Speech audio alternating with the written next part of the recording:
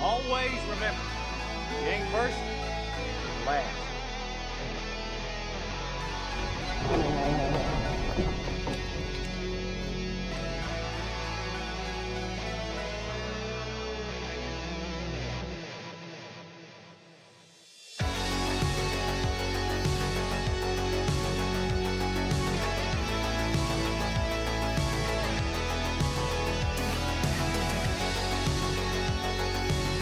What about second breakfast?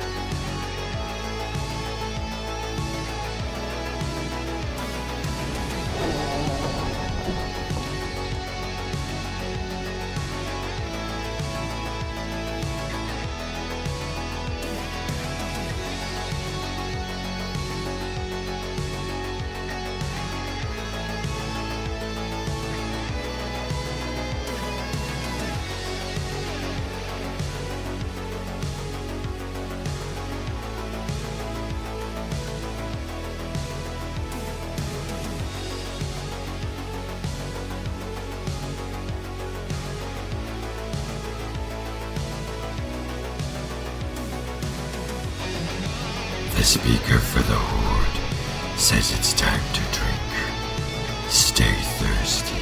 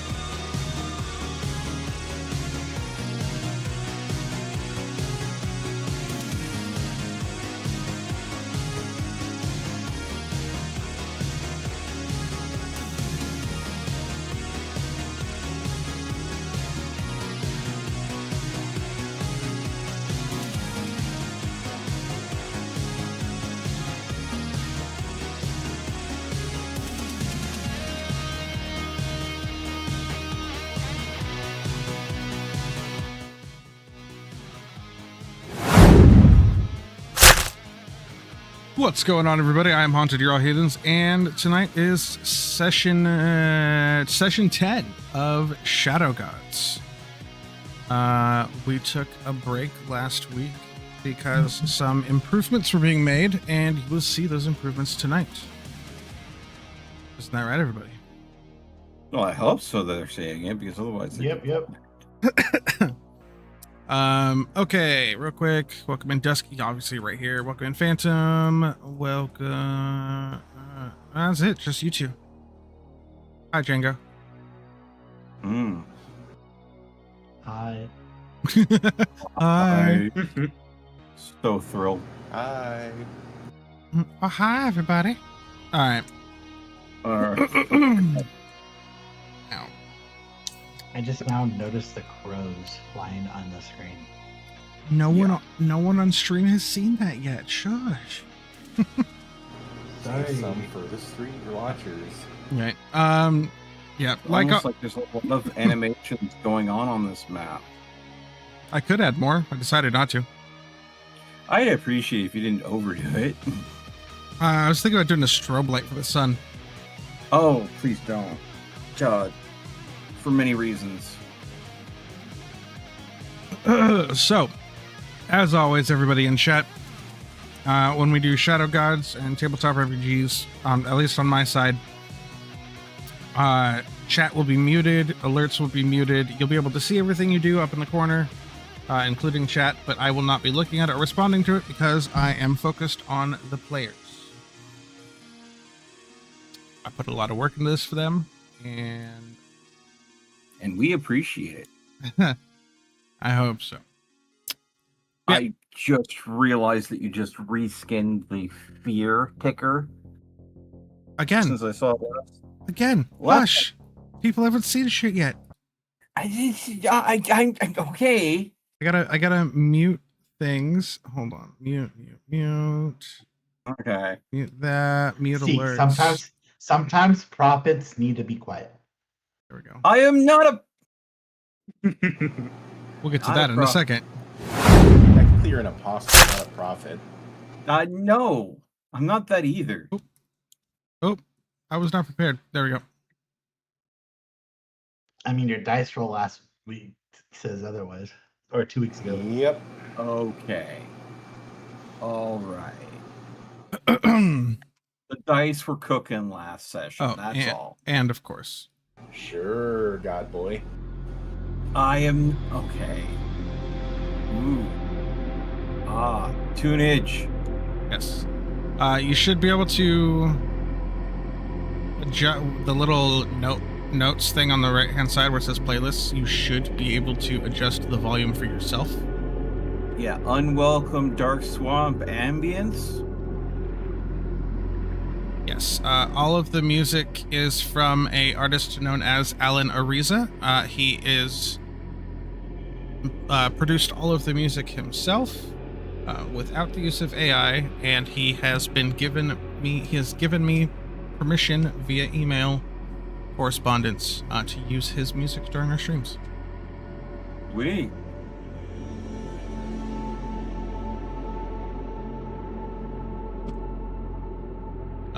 That being said, it is copyrighted music. It's just I have permission from the copyright holder. Yeah. Okay, so as you can see, we have our map. Long story short, everyone in chat, we switched to Foundry. Tabletop Simulator is good for single session things. The more you save and reload it over and over and over, the table over and over and over again, the more it starts getting screwy. You were dealing with save corruption, basically. Save corruption, lag, there was all kinds of little problems. So we have changed over to a proper VTT. Yes, that was not cheap, but at the end of the day, is so worth it. Everything going into the back rooms. Right? It was either this or Roll20. And yes, we have my fear tracker up at the top, which if any of you think it's in the way, you should be able to move it around on your screen and put it where you want to.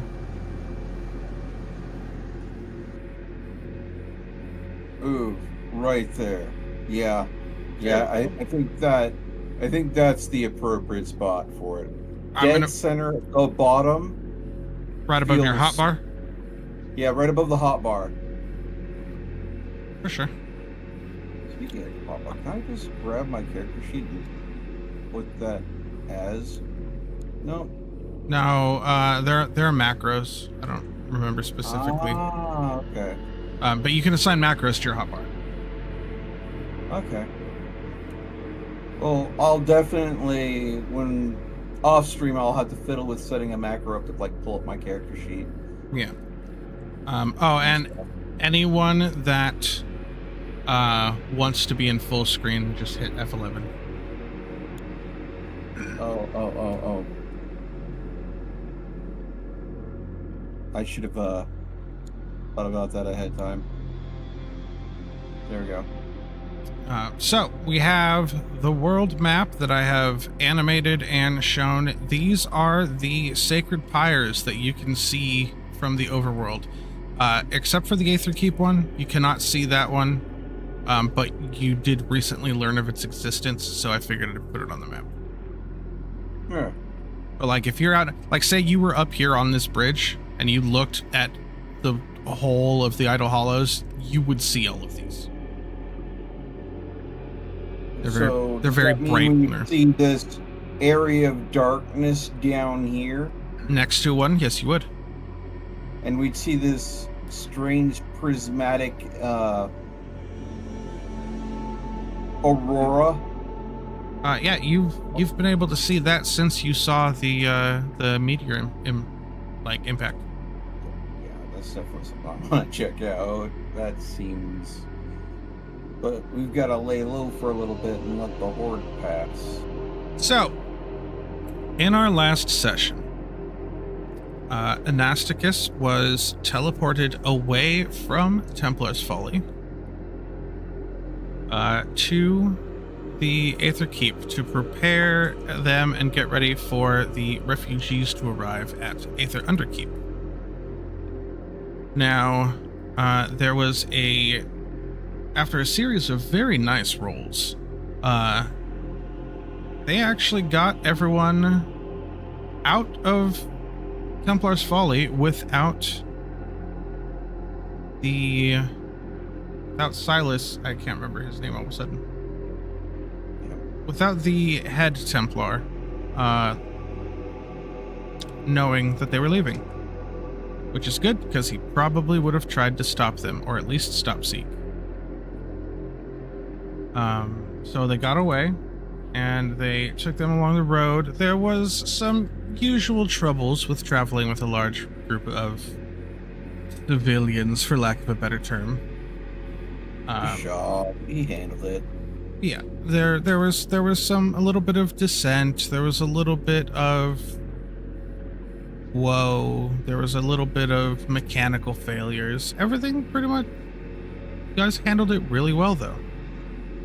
At one point, Zeke gave a very inspirational speech to the religious families that were fleeing, keying in on their religious beliefs to try to uplift them and give them hope. And it was such a strong speech that murmurs have started to spread that he might actually be some sort of prophet, for better or worse. No prophet ever does call themselves one. Well, that's not true. That's not for stream. Anyway, that's a conversation for another time. Yep. And after 3 days, you arrived at Aether Underkeep. Got the Crimson Caravan who would not be able to get their carts and everything inside such a small space, decided to continue on to Okros in hopes of helping out there where they can to get Okros ready to receive 10 families worth of survivors. Upon getting into the Aether Underkeep, Seek has spoken with his mother and realized that a lot of the fungrels have left, and the elves from up in the keep have become even more reclusive than usual and kind of locked the portal. But they have given a time limit of 5 days that these families would be allowed to stay here before they needed to move on. The elves up in the Aether Keep believing that 5 days was enough time for any remnants of the shambling wave to move on. Let's hope. So now we find ourselves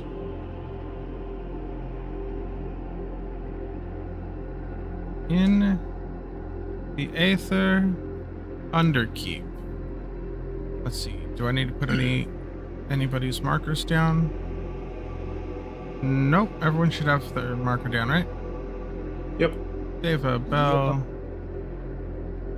I don't know why Seva's actually has his name on it. I wonder if you did that on your own. I don't remember doing that. Of course, I would have been using my ability to light the entire room. Unfortunately,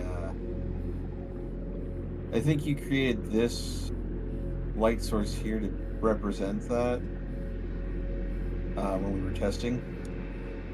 Oh, yes.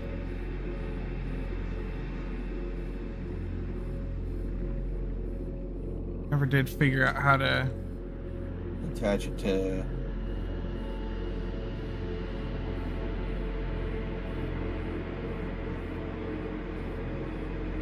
If I would probably have to download a whole different mod to try to attach that to you. Alright. Well, just know that I probably am seeing better in-game than I am currently. Yeah.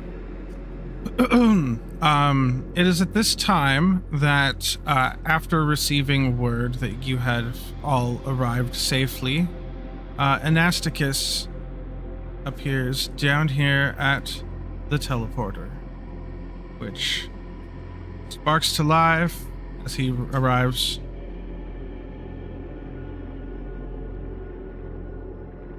And shuts back down behind him. Hey, golden boy. I think Anasticus is here.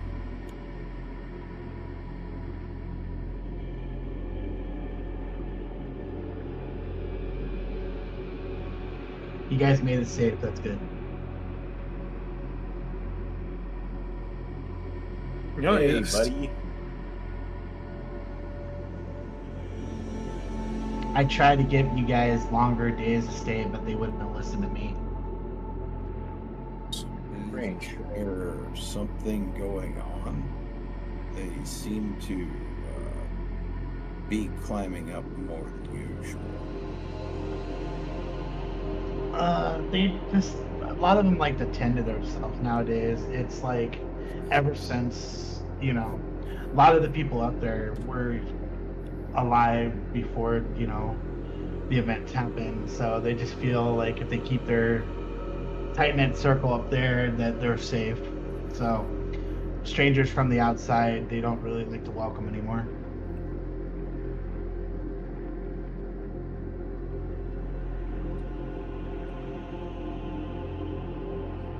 That sounds incredibly dull.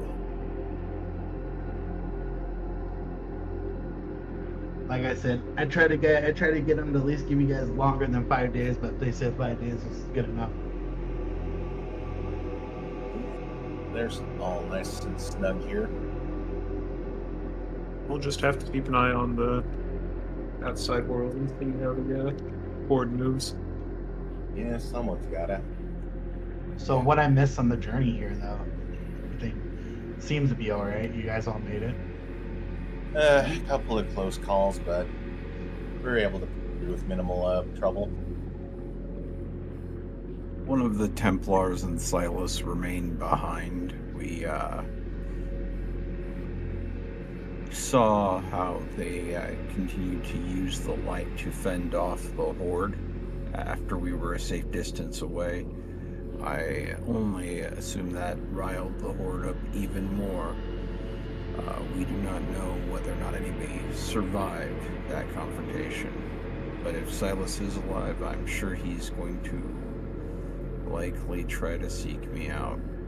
No pun intended. I'm taking Golden Boy.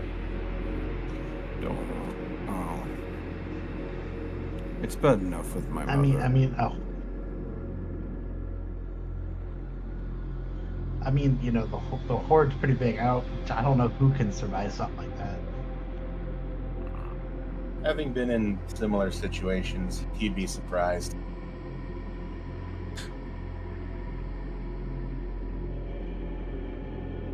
We can only wait and see. For now, though, what supplies were the elves willing to offer to make the refugees stay here easier? Were they offering anything, or just, you've got this much time? At the moment, it's this much time, but I was gonna meet with the High Council to see if we can get at least spare some supplies down here, maybe some rations or something to help out. But that's a conversation between me and the council up there. We did at the very least hunt and pack extra beforehand. Yeah. So we're not completely screwed if they're can't remove the stick from their ass. In the intervening time between your arrival and Anastas coming down, the families had moved into this room up here, and there are, if it's literally only 5 days, there are ample food supplies and medical supplies that you had. You all rolled really well last session. I don't know if you remember. Oh yeah, I remember. It's almost like we have experience moving a group of people from a dangerous place to a safer place, like this has happened before. There were multiple crits that session.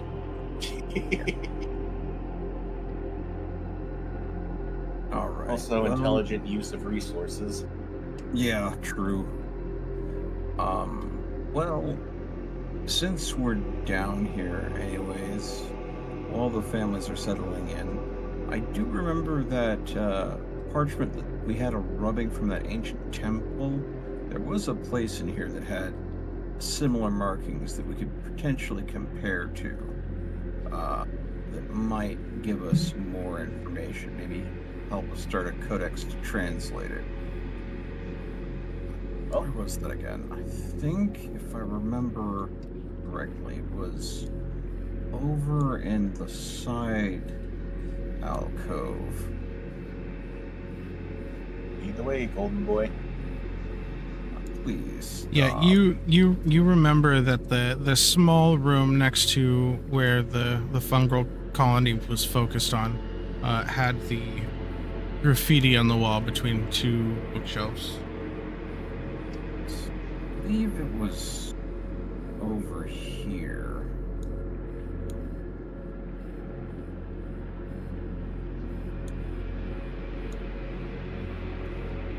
Zeke will come over and examine the wall. And of course, he'll use prestidigitation to move the light so he can see better. Okay. So, sorry, I was double checking to make sure that the music audio wasn't too loud by pulling my phone out. Yeah. So yeah, the light follows you over, and you light up the room. Well, it's up Seek so he can see better. So actually, your prestidigitation light is probably not. Oh no, yeah, it's still spores, so it's the same. Yeah. I'll remove the charcoal paint, rubbing from Okay, so you hand it over.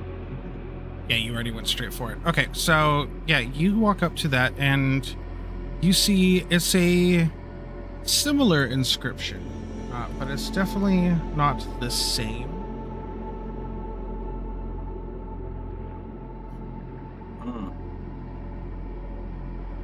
Well, using the sample we've got, and does it appear to be like a similar alphabet or rune form? Yes, upon inspection, you recognize some of the simple symbols to be identical, but in different orders. And it's not nearly as much script. But well, it is. You see two lines of script, kind of carved into the wall.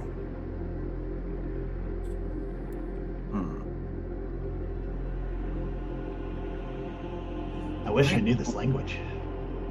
I don't think it is a language that is known or studied before. I know none of the texts here cover it, but as these symbols here are the same to these symbols here, and these symbols repeat so often, that could be similar to maybe a vowel sound or a common used term. It's going to take me some time to try to decipher it, but maybe I can figure out the meaning behind it. But it's not going to be easy. Nothing If ever we is. had, the more examples we have of this text, the quicker I'll probably be able to decode it. Has anybody else seen any place with this text before other than these two locations? At that moment, once you utter out your question, the runes before you start to glow. Interesting. And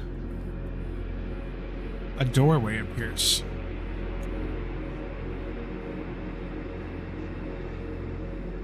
With a staircase Wow. leading down. Huh. Big I- friend, huh? Unaware that was there. Interesting. Curious. The many years I spent down in this library, I didn't even know. How do you think? I grew up down here. Yep. If either of you want to give me a knowledge roll to think about like the past and being near this area. Sure. I could do that. Are there any things that would play into this knowledge roll? It's thinking about your personal history, so you tell me. Okay. Well,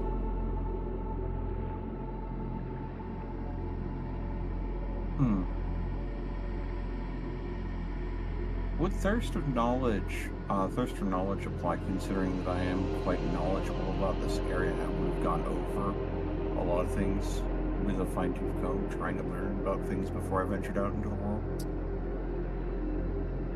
I would say yes, because of your character's obsession with your birthplace, essentially. Okay. Well, I will take off a hope to use Thirst for Knowledge. So that's gonna give me a knowledge roll +2, or Thirst for Knowledge. I'm gonna let him do his roll first. And Okay. Oh, it automatically takes the hope off when I roll Yeah. this. Okay. Okay. And there's no other modifiers to this, so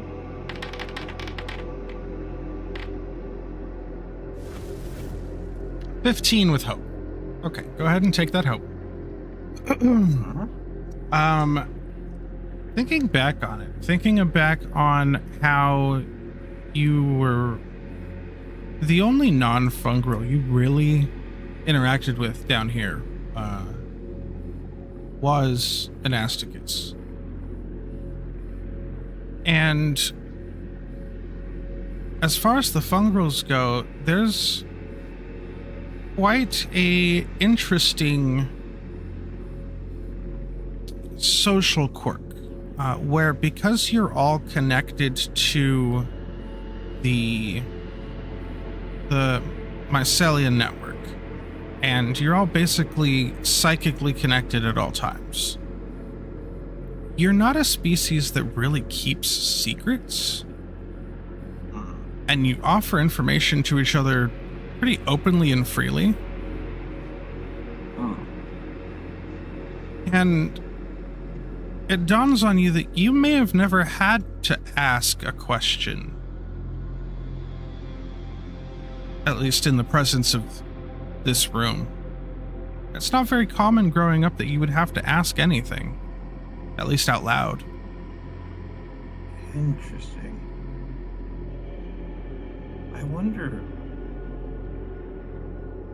I wonder if seeking out the understanding of this language was the trigger to activate the hidden door.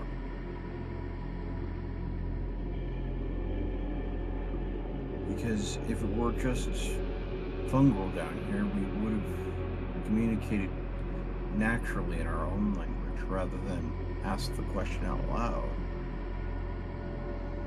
Intriguing.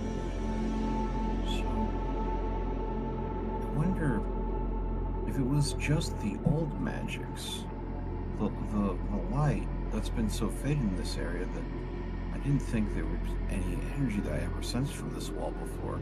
And he's going to get closer and he's going to touch the wall that had opened up where the staircase is. Is there any sense of splendor just radiating off the runes, or do they feel like some sort of other form of magic to him? I will say, without trying to do any sort of roll, no, you do not sense any splendor whatsoever. There's not a strong... I can cast Arcane Sense. Oh, yeah, sure.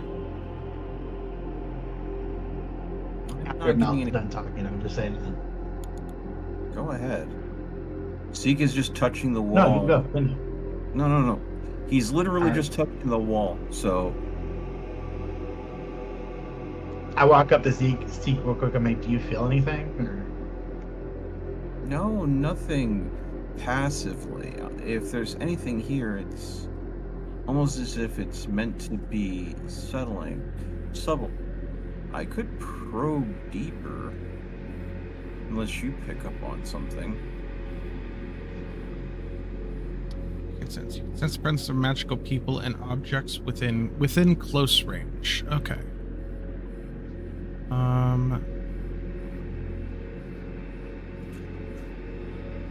You sense that clearly this door mechanism is magic.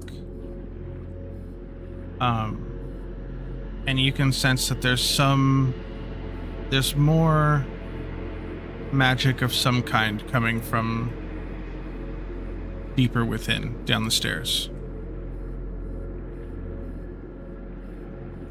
I sense there's something down there. There's some type of magic down there.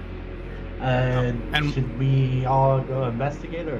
And while you're all sitting here, focused on this door, you start to realize there's a slight breeze now that the door is open, but the breeze is going into the door, not coming from it.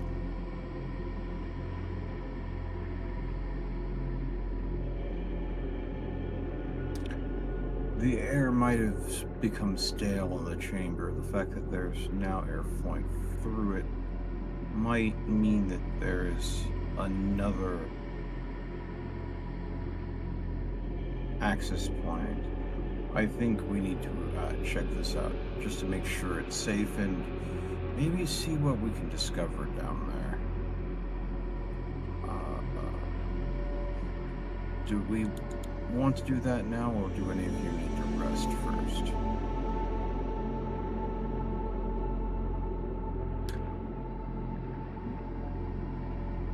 No, I do not need to rest.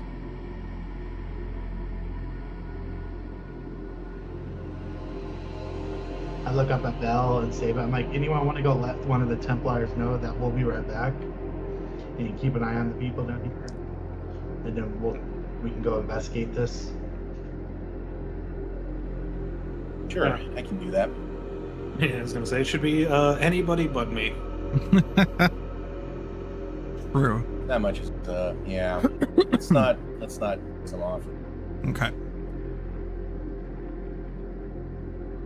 So as you step into the other room, you see the families are settling in very similarly to how they were settled in at Templar's Folly. Almost kind of like the room changed, but the people didn't. Everything It's seems like to be same situation. certain. Yeah, just there's a certain level of comfort to familiarity in strange times.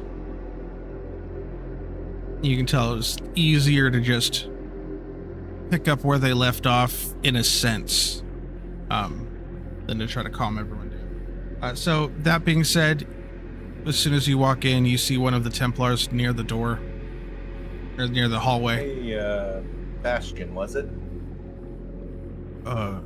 Yes. How are we doing? Are we still okay to be here? Well, we're just gonna try and convince them to give us a little bit more time just in case, but yeah, for 5 days we're still welcome here. I'm not sure I'd want to be down here more than 5 days. This is a very derelict place. Having been in dire straits before, this is pretty homey compared to usual fare for me. That's fair. I know we're safe here. I hope that's true. Two of us are going to be near the front door leading outside at all times. Just to be sure. Found something interesting while Golden Boy was examining some ruins there, so we're going to go investigate. Just wanted to ask if you could keep an eye on things and get back. Oh, if the Blessed One wants us to keep things secure while he goes to work, then of course, absolutely. He says as he kind of straightens up, straightens out a little. You didn't get this from me, but a little present is for all your hard work. He's going to hand him a pack of coffee beans. Little gift from the Crimson Caravan. His eyes go wide. He's like, "Oh, I will make sure to share this with the other Templars. It'll definitely help us with the keeping watch." Please You've do. just boosted morale so much right now. Fucking fresh coffee? What? Yep. Bell understands the importance of creature comforts. Hey, this makes is those long watches easier. this is definitely a blessing. Veiled gods watch over you. And you as well. Lightly clap him on the back. He stumbles forward a little bit, being Still working on that. being a Sorry. human. Huh. And with that, Bell will return. Okay.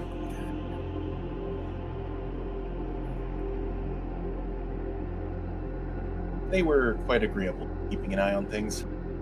I made sure of that. You didn't hurt them, did you? No. A little something for all their hard work. I Gotcha. know this is probably likely already the case, but if the Horde did start coming towards Aether Keep, the elves would let you know, right, Agnosticus? They would let me know, yes. I say they'd At let least us Cal know. would let me know. They'd probably let us know by warping you back up there. Yeah, so,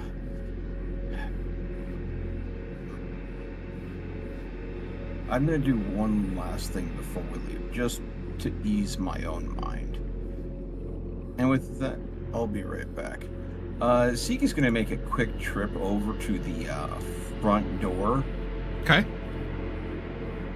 Let's see here. I think it's this one. Yeah. No, that's not the one. He Whoa, is going hey. Sorry. It's like, don't take all of Am I us. going through the bookshelf again? Or So passing he's through the going void. to go over to the front door. He'll nod to both of the guards. I love the idea that he's doing this in front of the people and they just watch his seat go through these walls and bookshelves. It's like, I'm not a prophet, and just faces into the wall.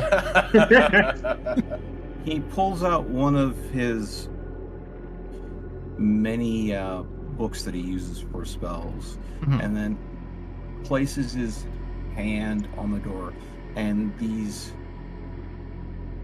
mycelium-like vines start spreading across the door.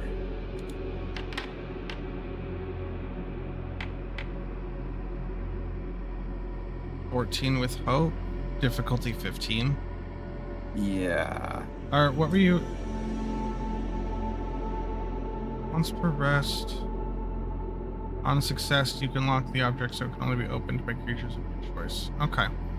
Well, I tried. Unfortunately, it did not succeed. These guards watch as the mycelium spreads out from your hands and starts to take purchase over this doorway. And it covers the door really well, but it doesn't solidify. It's soft, living mycelial. So it looks like it might help, but the door's definitely not locked. Aside from the big crossbar that's normally there. I was trying to see if I could add an extra layer of defense. He'll look at it like he's not exactly happy with the result, and then he'll just say, "Not ready yet. Soon." And then he'll walk away, not explaining anything of what he did to the guards. He'll just walk back to the group. Okay. Before Zeke comes back, I'll look at these other two. I'll be saving. I'm like, these people are acting weird around Zeke. What did he do? Oh fuck no. Oh, well, let me tell you all about it. He'll go over the speech, playing the little glowy bits, the challenge off with Silas, and kind of finish up as Zeke comes back there. As I walk in, showing up. Yeah, that's why I've been calling him Golden Boy. Just because my mother calls me a miracle child does not make me a golden boy. Okay, I'll be more accurate. Just stick with miracle child. So I look at Zeke. I'm like, so I was right. You are the prophet to these guys. No. I have no visions. I commune with no deities. I just sense the light. That is all. Let's all promise not to tell Vi this, though. No, I think she'll get a kick out of it. More like kicking his ass. Like, I do not want to. right, let's go investigate. Upset her. So the four of you go down the stairs? Yes. Yeah. Yep. Okay.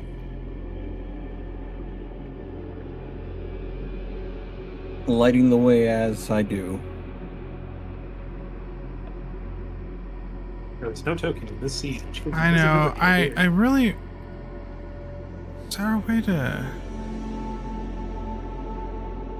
It's so dark and spooky. That's alright. As we're going down the stairs, you hear Nasa going, Zeke is an awesome guy. He raised.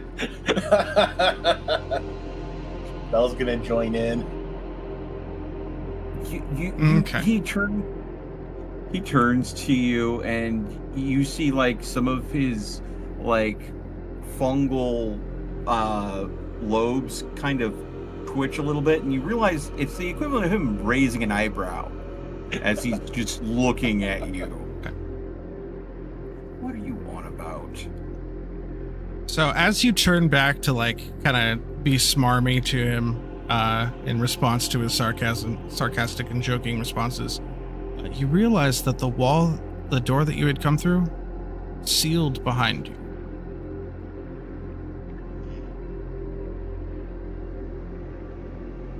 And as you come downstairs, this chamber resembles more like the library upstairs, but smaller and more like a classroom or study hall.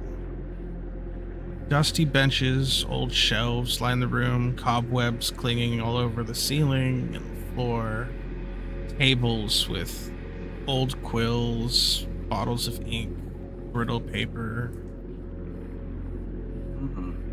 Bell being Bell, he's going to try and lift up the door just to see if he can. You try to look around, and you can't even find a place to, place your fingers to try to get a hold. But as you touch the wall, a single line of the script from before lights up. Bell's going to try and jot that down quickly. Okay.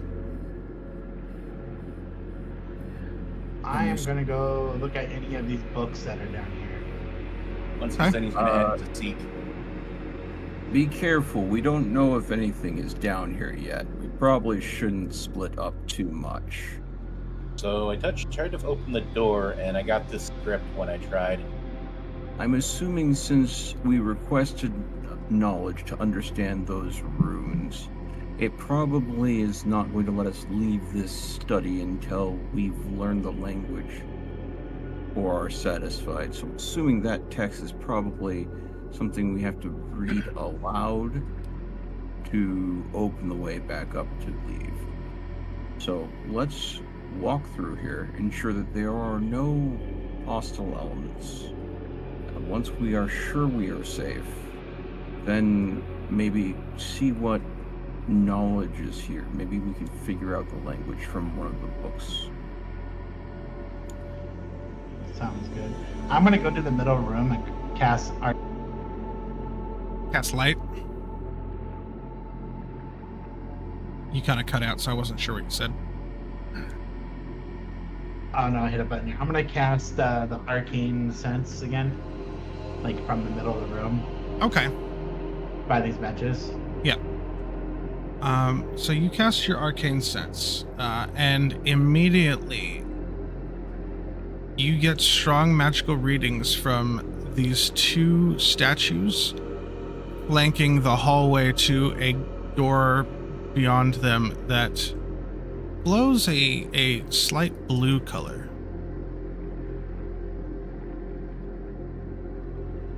This place definitely I'm going to investigate.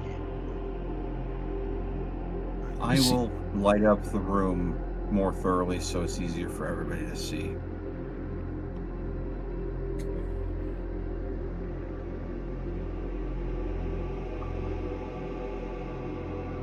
That good?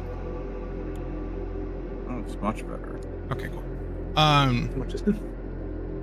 So you see two marble statues flanking a very short hallway. One statue is holding a bowl. The other statue is holding a scythe.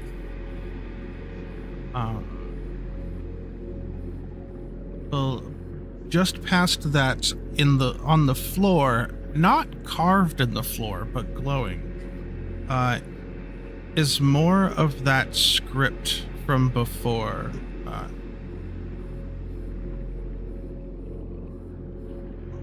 Pokes the Reaper statue. It's a marble statue when you poke it. Oh, pretty cool to touch.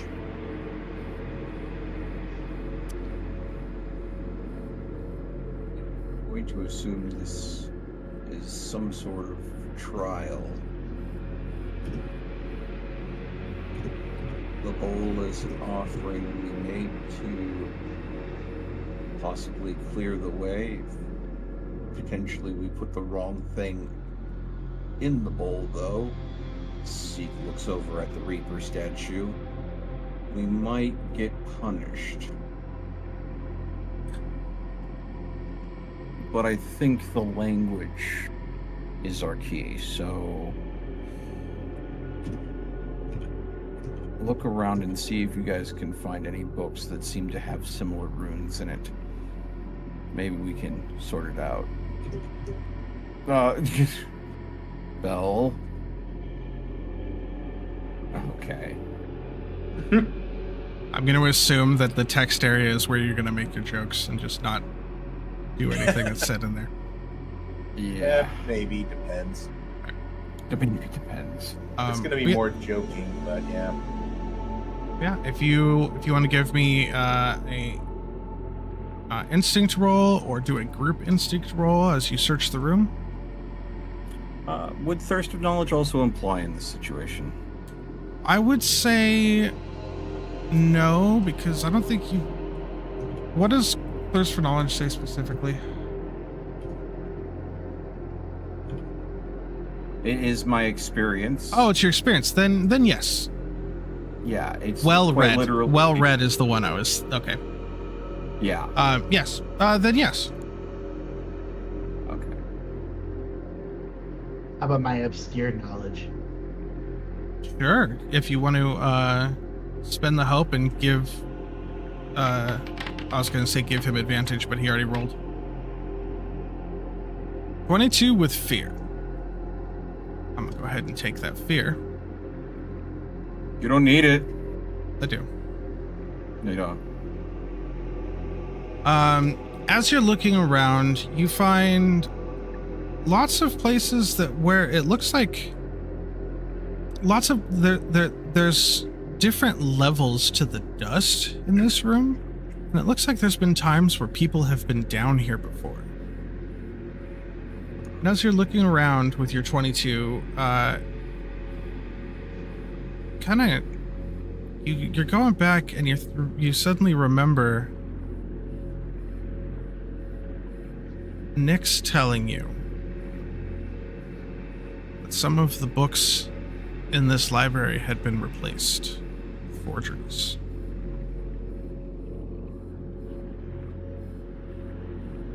And you had never seen where any of those forgeries were before.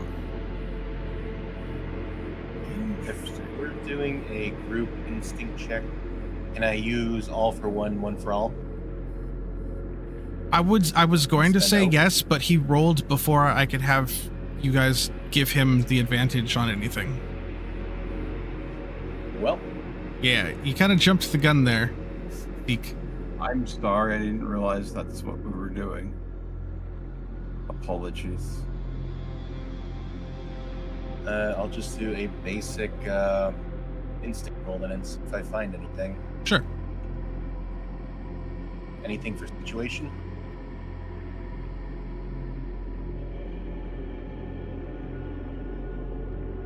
I'll take that as a no. Sorry, I misunderstood, but you... Well... 19 with fear. I will also take that fear. As you're looking around on the other side of the room with a much different frame of reference, while one of you is used to searching around for bits of knowledge and secrets and, you know, like, what could this mean? You're more used to searching around for things that are hidden, people that are trapped, useful things that have been discarded but can be renewed. And while you're looking around, you find a much fresher, crumpled up piece of paper under one of the tables behind the statue with the scythe. Bell will grab that and bring that over to Steve. Might have found something there, Miracle Boy. Can you make heads or tails of this? When you both open it up, you notice that part of it looks like it was cut with some sort of very sharp blade. And another corner of it is stained with very old blood. But there's one handwritten line on it that looks like it matches the same amount of letters or symbols that the line in the floor says. And the note says, "Something false feeds the future." Interesting. So I do know that there were forgeries placed in here, replacing some of the legitimate attacks. And with how fresh this paper is, I think someone may have been trying to decode the lettering, and with this blood and the fact that the paper is sliced like this, I think this person was trying to decode the message and potentially was punished by the Reaper. Thus, you found the remains of their note as they were cut. Again, it's a wild guess, but I'm not sure. Try to see if you can find any tomes that look like they have more dust on them, like they've been here longer, they've remained untouched. Any tomes that look like they have very little dust on them might just be the forgeries people were planting. All right, so I'll inform I'm everyone gonna, else. Now I'll now roll for what I'm searching. Okay. But I'm also going to use my obscure knowledge with the instinct roll. 20 with hope. Nice. I didn't get that hope. Yeah, as you start going over the books, you notice a very minute distinction between some of these books having spines that are close to rotting away, pages that are much more like weathered and coarse, metal rivets in the bindings that have much more patina, and then other ones that, while still being old, you wouldn't classify necessarily as ancient. And it feels like they're split amongst this library fairly 50-50 between the two.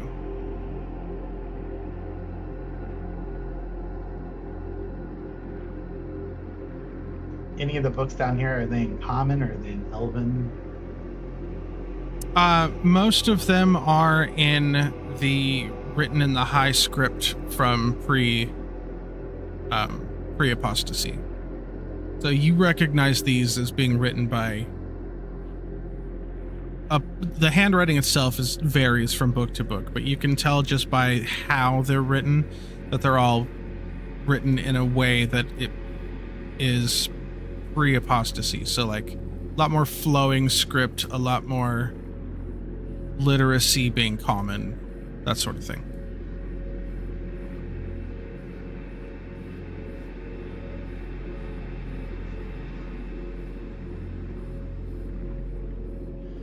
Okay, this is interesting.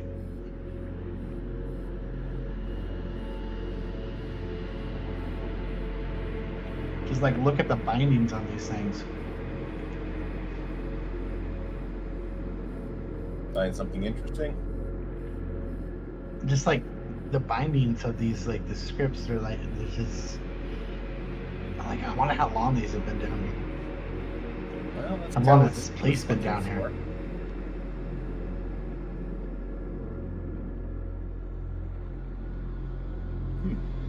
Yeah, I found a weird page that was mentioning something about fakes.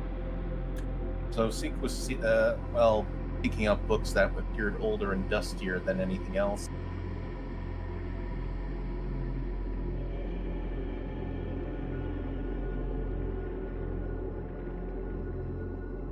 Like, I came to the Aether Keep when I was just a young child, learning, and I spent my times down in these libraries, but like, that was before the apostasy, or before the gods betrayed us.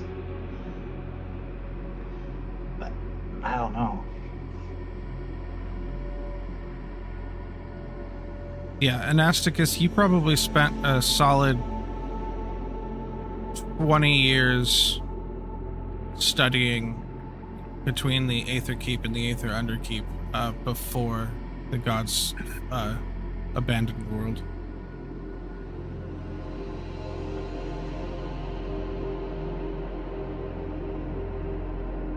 Seva, while they're searching around, what are you doing? Having been informed by Bell of the thing, Sava's just gonna take a look around at the bookshelves and just look for anything that might catch his eye in regards to Seek's request. Sure. Yeah, you having spent most of your life outside, you have a different viewpoint, but come to the same result of just some of these books definitely look a large time frame more weathered than others.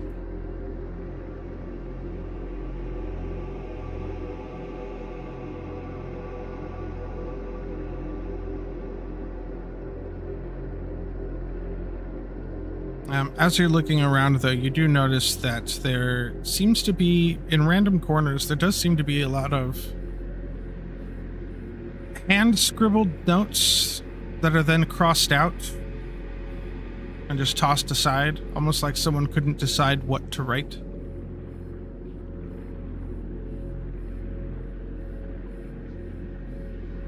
Interesting.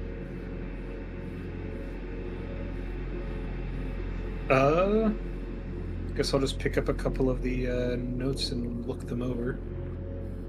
Sure. One of them says, "I am not afraid," and then it's crossed out. Another paper says, I've never cheated on my wife," and it's crossed out. You find many notes that seem like have a lot of random personal statements, but they're all crossed out and tossed aside.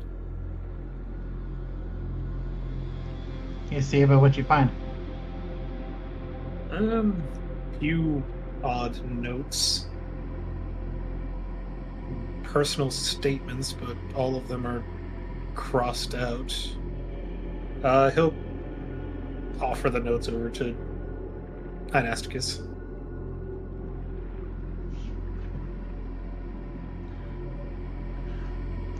Growing up in those 20 years, do I remember anything that, like, of a place where they send, like, people, like, kind of like how Zeke kind of, like, mentioned that this might be, like, a test? I wonder, do I remember anything about, like, a test many of people go through to try to hone something? Or in your time with the Aether Keepers, there were... It was a school, essentially. So there were many tests, there were many trials, none of which ever sent you down into the basement. You were frequently mocked by your peers for bothering with such old and outdated tomes.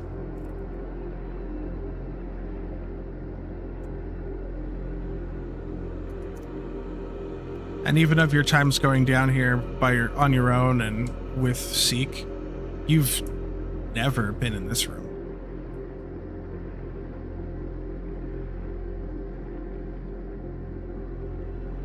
reading these, it's like these are like, you know how we asked the question to get in here? I wonder, to move to the new room, we have to find the right statement. I don't know, maybe a statement we gotta say. Hey, Seek, we found some statements that are crossed out, and I'll walk over to Seek. Well, there is a common thread I'm seeing here. They all seem to be maybe confessions between them, as if they were trying to find a hidden truth or secret about themselves that they were offering, to see if that was the key. Because What were the statements that were given as an example again? I'm not afraid of the dark, or I'm not afraid of something, and then something about like I cheated on my wife. Never cheated on my wife. Never cheated. I'm not afraid. I've never cheated. So if they were afraid... And the note that you found, or that Belle found and handed to you, that had blood on it, was something false feeds the future. So... I wonder... If they were afraid, or they did cheat on their wife...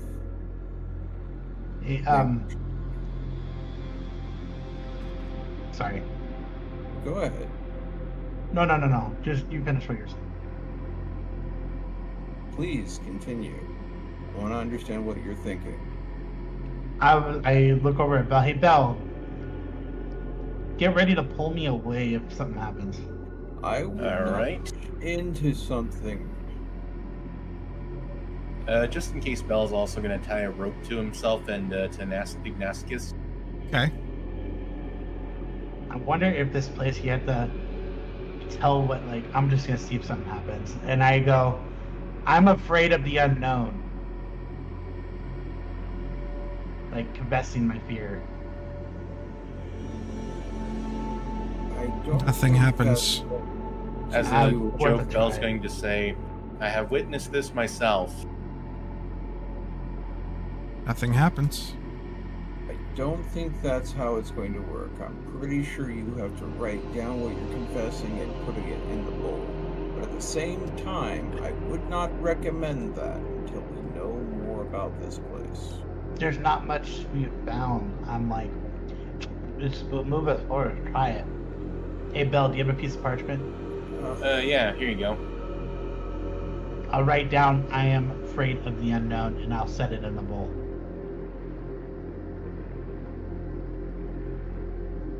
As you set this paper in the bowl, the edges of it start to curl, and a small wisp of black smoke starts to arise from it. And then suddenly it stops. The paper crumples itself and tosses itself across the room. And the left eye of the Reaper statue starts glowing. That's your warning. If the note that we found crumpled away that was cut had dry blood on it, I do not want to go ahead and explain to other people why you got beheaded by a Reaper statue. Until we know more, please do not try again. I untie the rope and I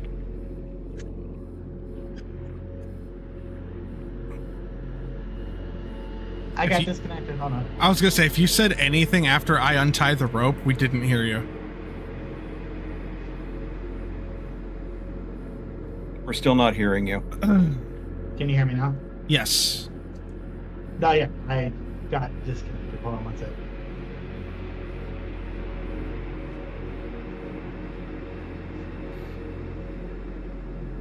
Oh yeah, he's not even in. There he is. So what I was saying is I untied the rope and I backed off behind the... Back away from it? Okay. I am going to start looking for books that I feel look like they are legitimate and not forged, that have the language potentially next to other languages so I can compare and contrast to see if I can decode this rune form that we have found around. Because understanding this language is probably going to give us more clues as to what kind of statement, falsehood or not, that we need to activate this passageway. Okay. I mean, wait. Just to be clear, Anasticus, you didn't put a falsehood in there, right? You put a truth. Yeah, I put a truth. Okay. Just checking.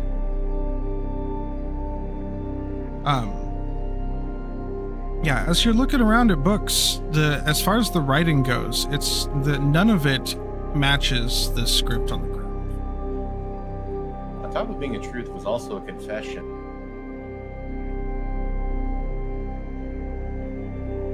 Yeah. Like, I told the truth to it, so, and then the Reaper's Eye went on. Interesting.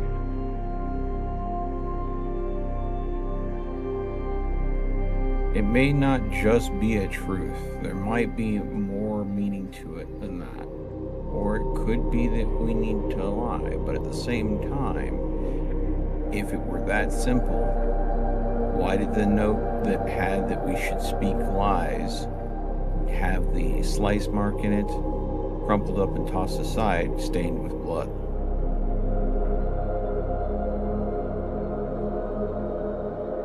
And if that person was so on point, why did they suffer the Reaper's wrath? So there's no books that I'm noticing that match the language. No, there appears to be even the oldest books you find, the writing's almost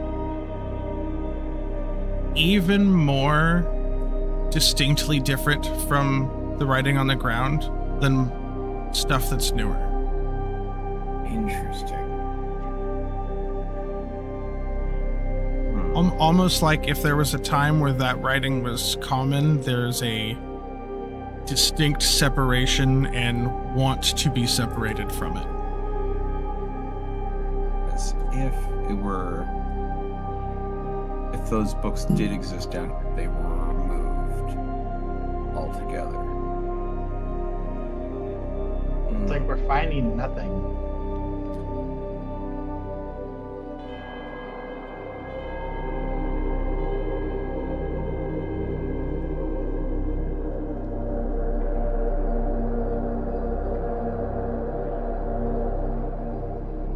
Future is fed by falsehoods. Was that the statement? Something false feeds the future. Something false feeds the future.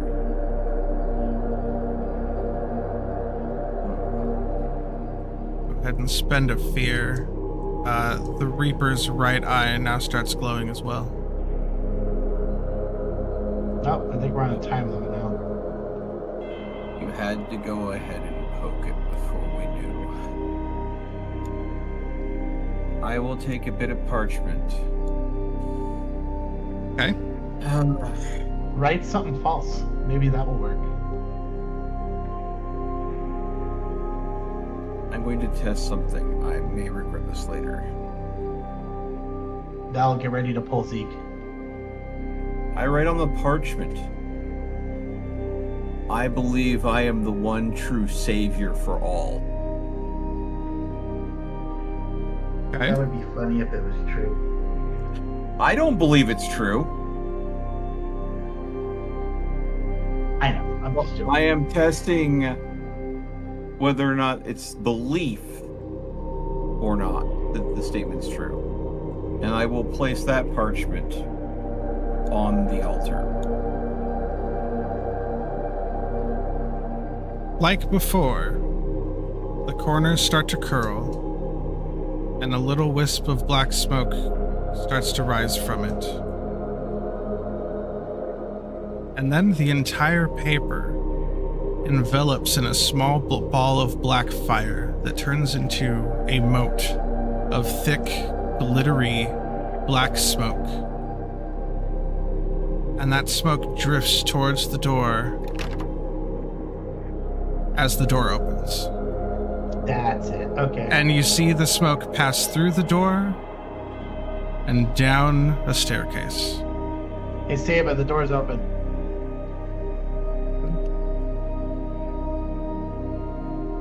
I think to play it safe, maybe go first. I didn't move. Okay. Is there any... when the door opened, the script on the ground disappeared. Okay. I like the idea that Ignacio put a toe forward and then backed away. I will point out, I made these maps before I even knew what Foundry was, so there are going to be some elements that like could be done better than like the words still being there and whatnot. But fair enough. I'm gonna go follow. I'm gonna follow now. Okay. I'm at. Okay. Bell's getting ready to tie the rope around, but seeing as he's going to stride forward.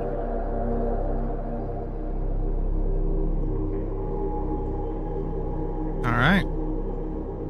Yeah, you come to a small square room with a winding staircase going down. It looks like Seek is just... Everyone's going for it? Barreling on through. Okay. Is there anything else to this darkness? No, this is just it's a small square room with a staircase.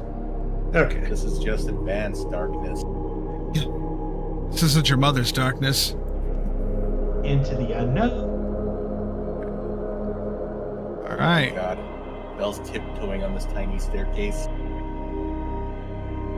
Okay. I've been rendered blind. So what was it? It was Seek was first. And then Anasticus. And then I think it was Seva. Bell. I have to reload because for some reason the entirety of the page just froze. Oof. Yep. I'm going to say this once. There we go. So we know exactly what we're dealing with. No one touch anything. Touch So everything, got it. the next room you find yourselves in is much more narrow and long, and feels more ritualistic. There are 5 statues centered around a brazier in the middle of a 5-pointed star painted on the ground. Each of the statues is facing each other. The outsides of the room, there are piles of books, piles of crumpled papers, piles of clean papers. All of the statues are facing inward, and towards the end of the... Actually, I need to see what you can see. Okay. Towards the end of the hallway, you see a lion statue laying down on all four, like on its belly, and its mouth is wide open.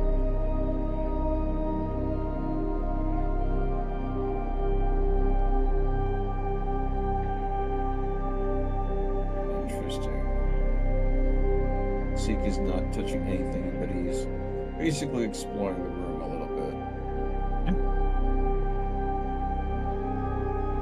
Yeah, you notice the stonework down here is older, but more well done. More, the previous room was old stonework, whereas here it's almost like a solid black marble floor.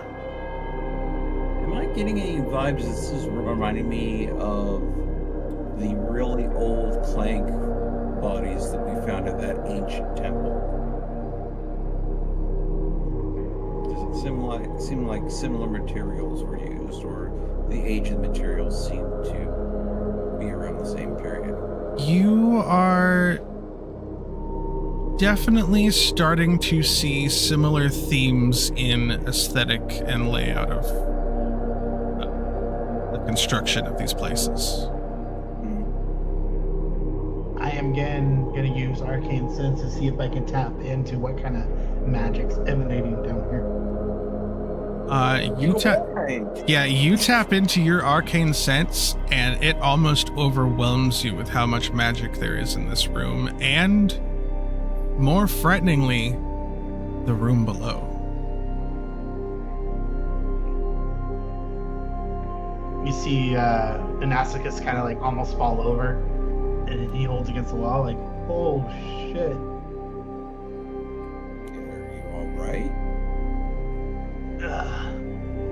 whatever's here, man, it's powerful. And then down below, there's another room below us that's just as powerful. We do see that spiral staircase that's going down behind the statue, right? So, upon closer inspection, you see a spiral staircase that is under the statue. Oh, it's under the statue. Again, made the map before I had Foundry. I'm sorry. Okay. Oh, well.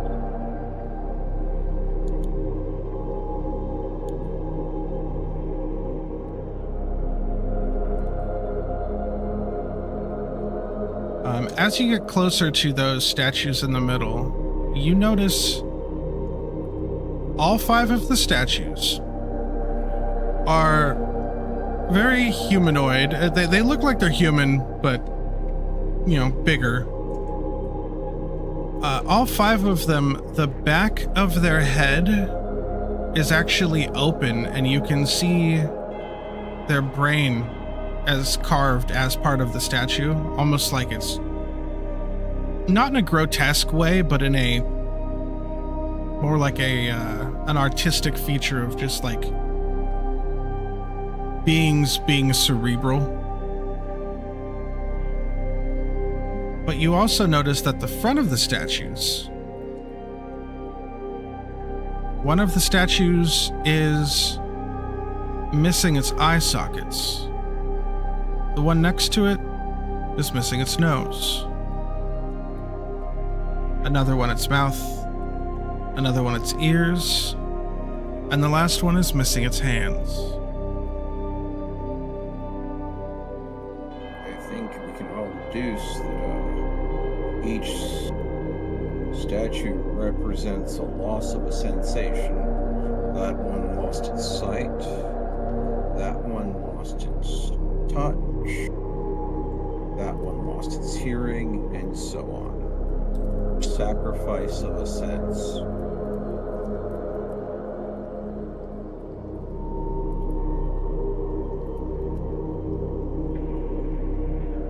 The fact that their back of the statues, minds are opened up, saying that they gained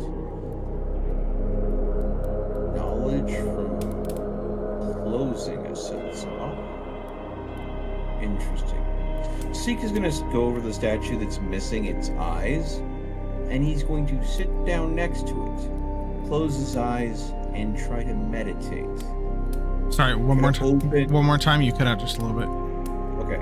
Seek is going to go over to the statue that is missing its eyes. He's going to sit down next to it.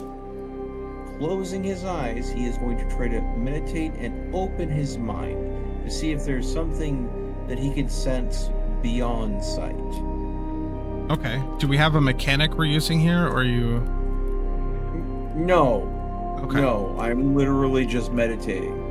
If there is something that you would think makes sense for that, that is up to you as the storyteller. Give me a...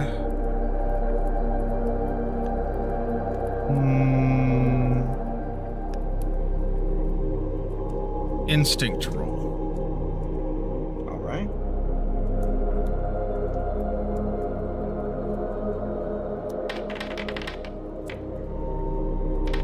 That's a crit. Fuck. Oh God. Okay. What did you do? Go ahead. Crit the lowest possible roll. Yeah. Yeah, I was worried when I saw the first one. Well, in a miraculous feat of attuning yourself to your surroundings, as you're meditating on the room you're in and the magic's going around, your focus is drawn to these statues. And you remember reading in a lot of books up 2 floors now above in the basement that the imagery of the brain was often used to denote either thoughtfulness or memory. And you definitely find it interesting that all 5 statues would denote memory, but then also show a sense. A physical sense. Fucking crit on a made-up fucking... Hey. I'm sorry, okay? Don't be sorry, that's the game. You still have to... You figure out what that means. Yes. So, basically, I got an extra clue for doing something silly. Welcome to tabletop role-playing games. Yeah. I walk over to Z. What you've been up? I think as the depiction of the artistry and the brains being on display in these statues, I think that they are denoting not the sense itself, but the memory of that sense. Do you think we gotta write the memory down? Maybe put it in the fire right there? Since there are multiple different piles of paper here, do these piles that they look a little rattier, do they look burnt? No. Just old. Just old? The other papers that look fresher, is there anything written on any of them? Every page in this room is blank.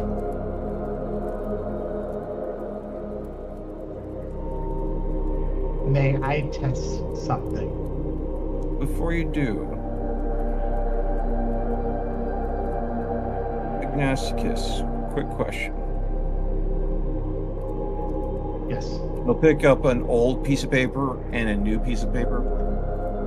Would you say a memory is something fresh, clean, and new, or something that ages with time? I would say ages with time. We do make new memories, but the memories go with us. Age with us. What were you thinking of trying? Well, I was thinking maybe write down something like the first time, a great memory of the first time maybe we heard something or felt something, or our favorite memory of something we smelled that was good, you know what I'm saying? If there's senses. That And then we place it in the fire. That could be true, but on the door to get in here, it said the future was paved in falsehoods. So do we go ahead and introduce a true memory from our past, or the falsehood of the memory? Are the puzzles linked, or are they separate? That's the one thing I would pose before we do anything. Well, we have 2 pieces of paper. Why don't we try both? Hey, Belle, get ready to pull me again. Bell ties him down with malicious intent. I'll write on a piece of paper. We'll say with smell. I'll stand in front of the one that has like the nose missing, and I'll write down on the piece of paper of like that, the smell of my mom's, like my mother's like cooking that I enjoyed her favorite food she used to make for me, you know, and that memory, that core memory I have, and then I'll place it into the fire in front of the one that has the nose. No nose. Or no nose, yeah. You place the written down fond personal memory of a sense that involves specifically your sense of smell. And burns into a small mote of ash that floats in the air. But then that piece of ash turns into black smoke. And that black smoke circles the statue missing its nose, covering and obscuring the face. And then as it drifts away from it, the statue now has a nose. As the smoke goes down the room and into the mouth of the lion statue. And as this happens, you realize you don't remember what you wrote down.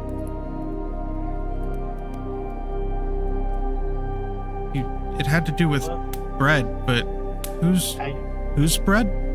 What? You don't remember the smell of your mother's bread anymore. Guys, what did I write down? Did you share it with any of us before you wrote it down? That's a good and important question. I don't believe you did. I don't think I did. I don't remember what I wrote. No. You wrote down something? I kind of remember like it's something to do with smell. I don't remember what it was. I think the fact that you can't remember is you probably wrote down something, and when it was related to smell, considering the nose is on the statue now and it wasn't before, and now that you can't remember, obviously this is a situation where you are sacrificing a memory to complete the statue. So I would encourage everyone to not write down something that they are too deeply attached to. Write down something that expresses that sensation that you do not think you will miss. Okay, can I interject real quick though? What if the puzzle says is like you need to sacrifice your most fond memory to work, you know? What if it doesn't work for it? Like, there's nothing that said it had to be a fond memory. And I'll test this. I'll pick up a sheet of paper. And I'll go over to the statue that is missing its ears and describe the sensation of hearing that abomination screaming. And then burn it in the fire.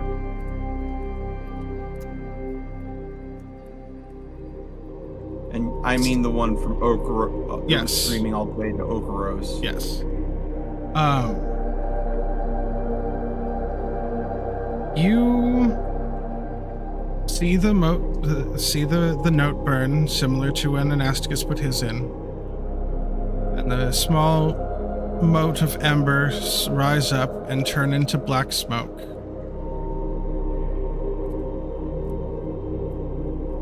And this time much more quickly. It goes over to the statue and circles it, and the statue's ears appear. But this time, it shoots over to you and circles your head for a second before going back over to the lion and going into the lion's mouth. And Interesting. You say interesting out loud and realize you didn't hear your own voice.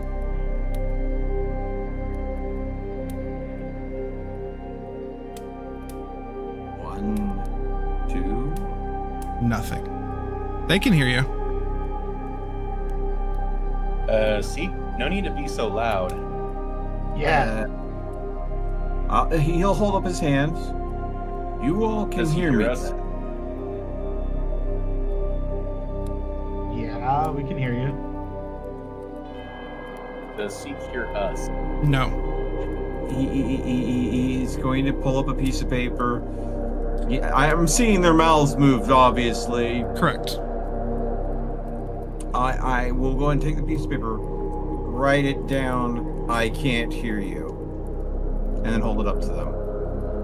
I'll put down, we can hear you loudly. I'll try to be quieter then. Well, this isn't good. I look at Anyone? the other Zeke two. appears to be deaf.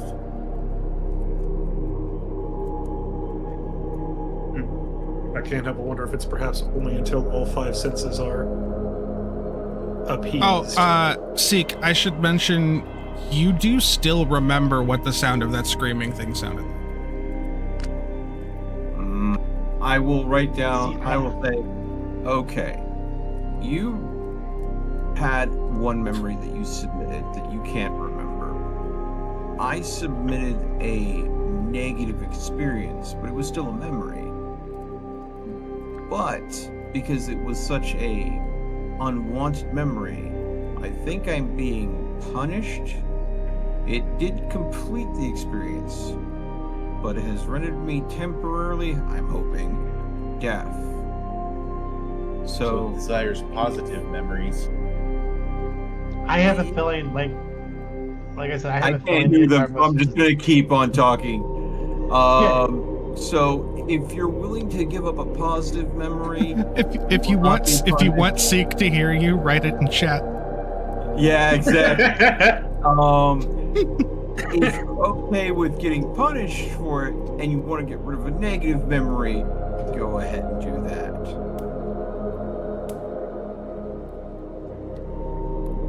I have a feeling that I don't think it has like I said, I think it has to be a core memory, not just a moment. Because that was a core memory. Whatever I did, I think it was a might have been a What core are we memory. waiting for? So This is fun. who wants to do it? Who wants to do next? So we have sound, we have smell, we need touch, we need voice, right? I can do voice, suppose. I don't know if vivid's the right result, because I mean the screaming of the abomination is what I wrote down, the one from Okaros, and that was very vivid. I think it's positive, negative. So a good experience, you lose the experience. A negative experience, you're punished. So vivid is not the word I would use.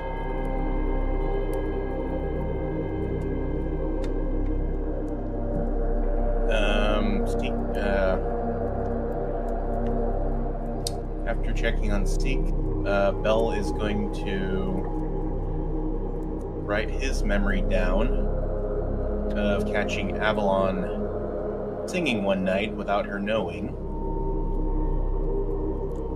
and vividly describing how beautiful it was before putting it in the chalice.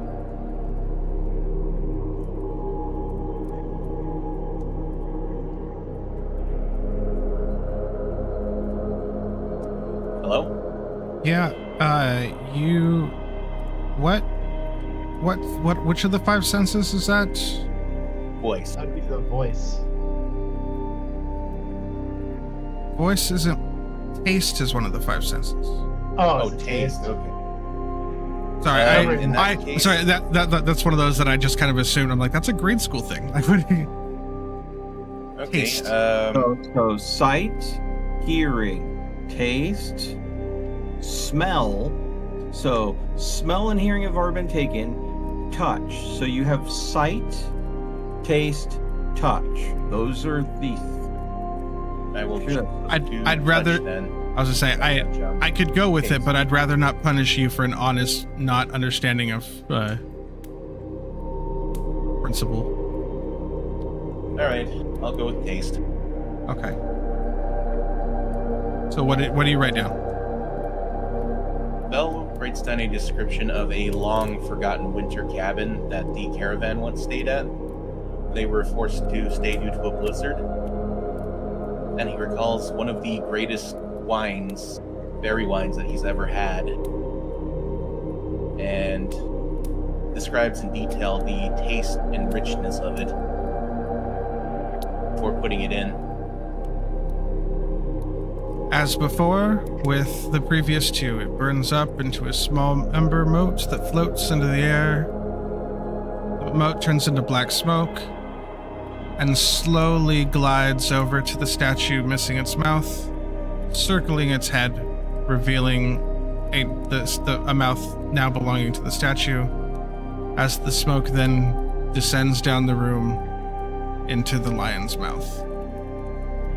And you no longer have any memory of that wine. A small retcon I'm going to let remind Seva of that memory, because he was there for it.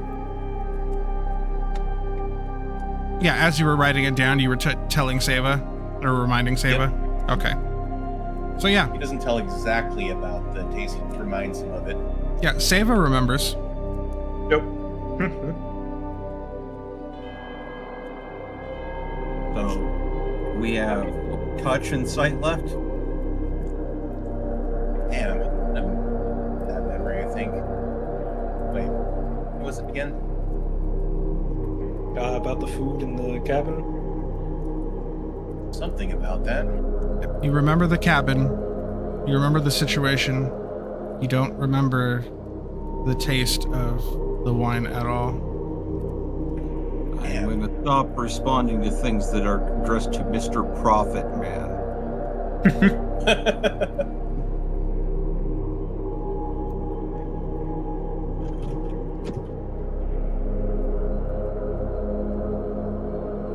So what is the situation? That looked like it worked.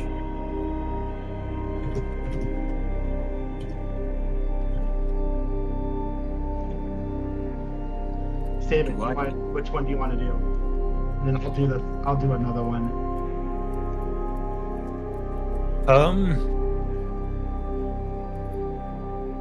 I can do touch.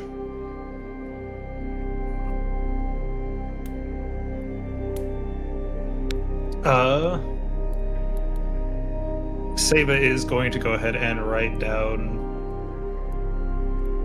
He's going to write down the first time that he managed to save somebody and the feeling of their breathing steadying. Ooh. Okay. Definitely. The first time he managed to save somebody. Definitely a good one. Yeah.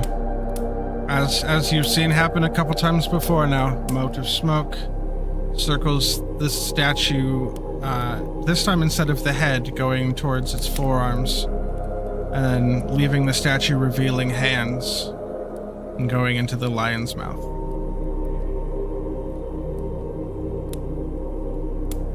And you now no longer have that memory. Remember that you saved a person that day, but without the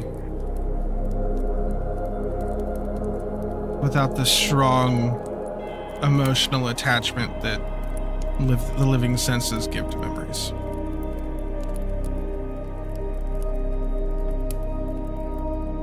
Alright. That leaves sight.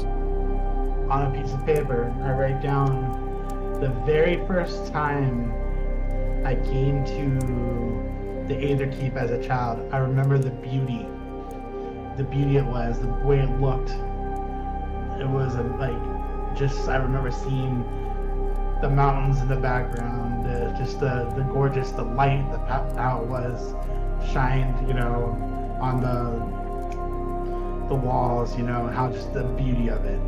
Yeah. And then I'll write that down and put that in the fire. You watched him write all this. Was like, are you trying to forget everything that the Aether Keep looks like? It's a core memory of mine, or it's a memory of mine. I remember it, like I said, as a kid, the beauty of it. So, if you want to, I can't hear him respond. No. But I will go ahead and see his lips moving. I'm going to say, if you want to forget everything, definitely keep being that detailed. and I'll just put it in the fire. Six to shake his head. As you have seen 4 times before, the note burns up, the amber rises, turns into black smoke. The statue missing its eyes now has eyes, and now all 5 statues match each other. As the smoke drifts towards the lion's open mouth. And you know what the keep looks like. You saw it just yesterday. You saw what the outside of it looks like just yesterday. You know what it looks like. You don't remember its beauty from before the apostasy, when the skies were clear and the sun shined down, reflecting off of the windows. Clear sky went across, all the way across the valley in between the Aether Keep and the Amber Reach, with all of its glittering skyscrapers and spires. The valley that is now the Bay of Ash, of course. And that memory is gone. And as this last bit of smoke goes into the lion's mouth, you see the lion close its mouth. And like many a house cat before, it gets up and it stretches its back out, front paws reaching all the way forward. It shifts its weight, stretching its back legs all the way out. And it saunters off to the side of the room and curls up and lays down and starts purring and goes to sleep.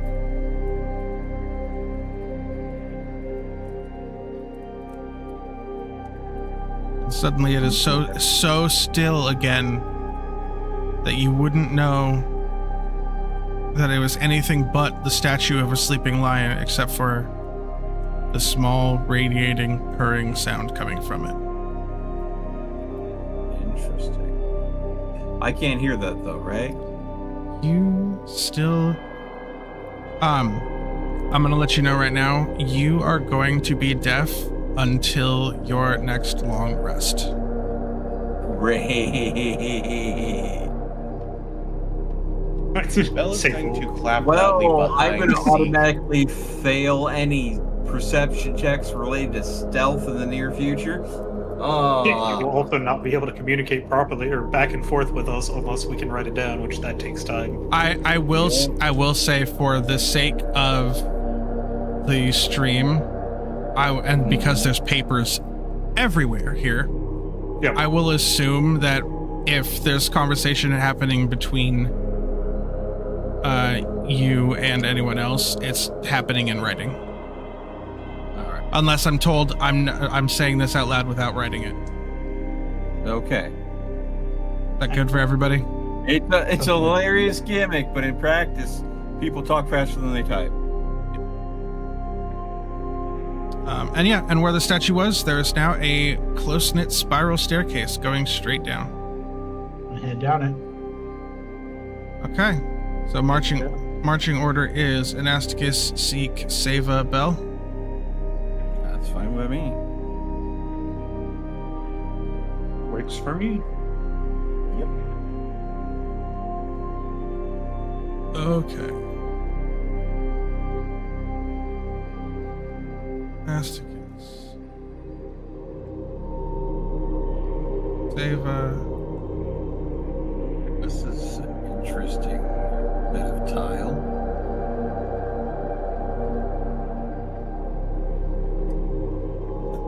Okay. So, you go down this flight of stairs, and you find yourself in a small, heavily tiled room. Now, instead of piles of paper, there are piles of books. But as you look them over, still, all of the pages are blank. You can see scratches in them, like there was writing, but it's almost like the ink was ripped out of the pages, if that was possible.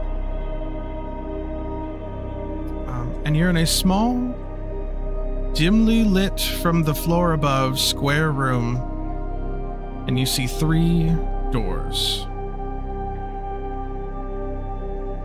And as soon as all of you step foot down here on the floor, you notice the door on the left and the door to the south start to glow. A somewhat purple light coming from underneath them. Seva and Bell, would you both give me a presence reaction roll?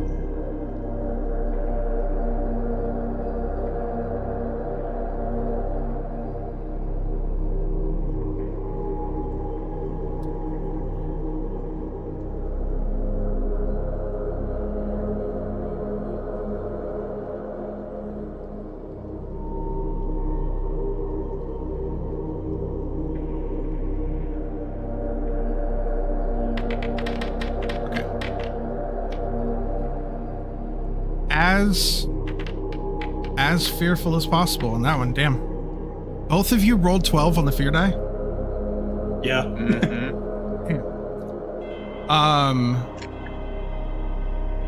Both of you,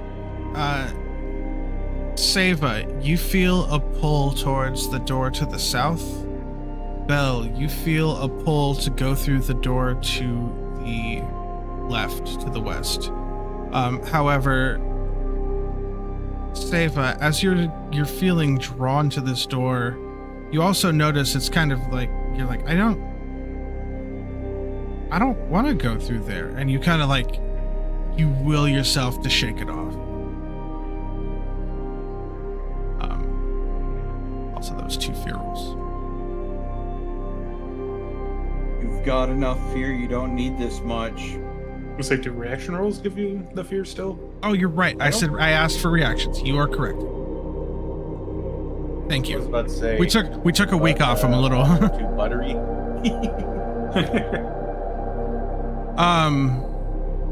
Yeah, Belle, you feel compelled to walk through the door on the left. I think so. It's a bit lower. Bell's going to walk up to it and get his hand on the door before catching himself. I'm gonna run over to Bell. Like, hold up. Huh? Hey, big guy. What are you doing? Let's. I can feel the door calling to me somehow. That's never good. Let's back away from the door. Come on. I like the idea that Ignatius is like grabbing his arm and pulling him away physically. Come on. Like a little kid grabbing your pinky, being like, no. Yeah. Did you feel it too, Seva? Yeah, though I was able to shake it off. Something ominous about those doors. Yeah, Anasticus and Seek, neither of you felt any draw to the doors whatsoever. You don't suppose it's something magical, huh? Oh, it's definitely something magical. It's magical, right? Something I sensed down here was up there. I sensed down here it was very overwhelming.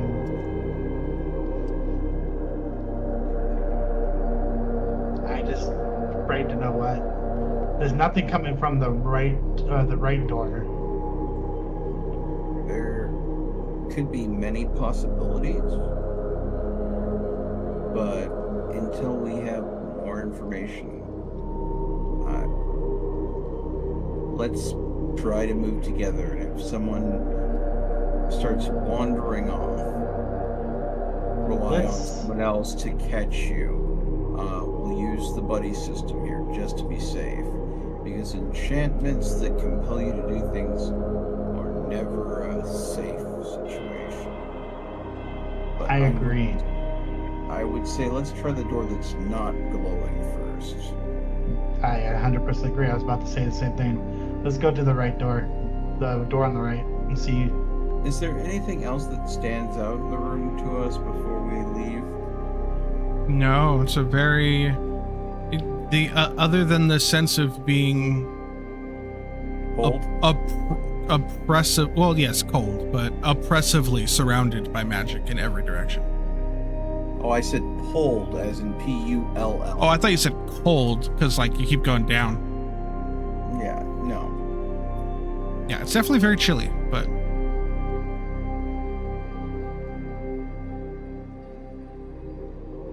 Is there anything unique about said door? when you walk up to the door on the right, you notice it, as opposed to the other two, it doesn't have a handle.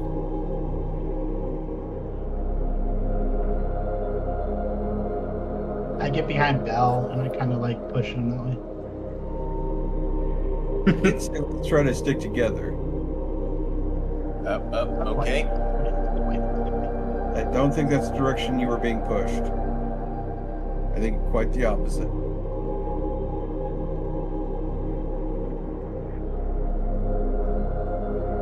Before I do anything, I will wait for everybody else to rejoin me. Okay. I'm going to do a very loud clap behind Seek. Seek, you feel a sudden burst of air rush past your neck and the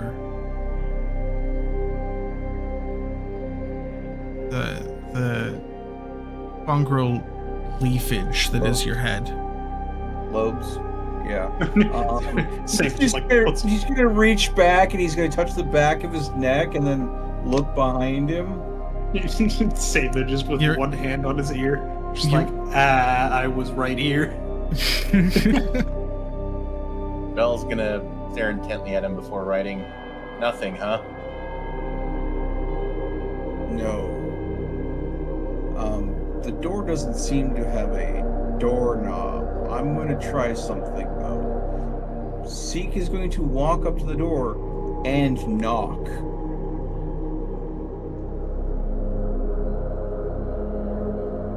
Nothing happens. He's then going to go and press the door to see if it pushes. You reach out to touch the door, and the door itself vanishes and just becomes part of the wall. Oh, we're gonna have to go through one of these glowing doors. Interesting. Do you think it was an illusion? I think it was something, that's for sure. I'm gonna place my hand and focus my energy on this wall, that door that became a wall. Mm-hmm. Use my arcane sense on just like focus my energy on this. See if there's any like tricks or anything you played on this wall. You use your arcane sense in this room. I need you to roll me a instinct saving throw. God damn it. It's a very highly dense, magical room. The room above you was blinding. Now it's even more bright here. You're gonna go magically blind at this rate. I'm already deaf. Do I disadvantage or advantage? No, just instinct Doesn't reaction matter. roll.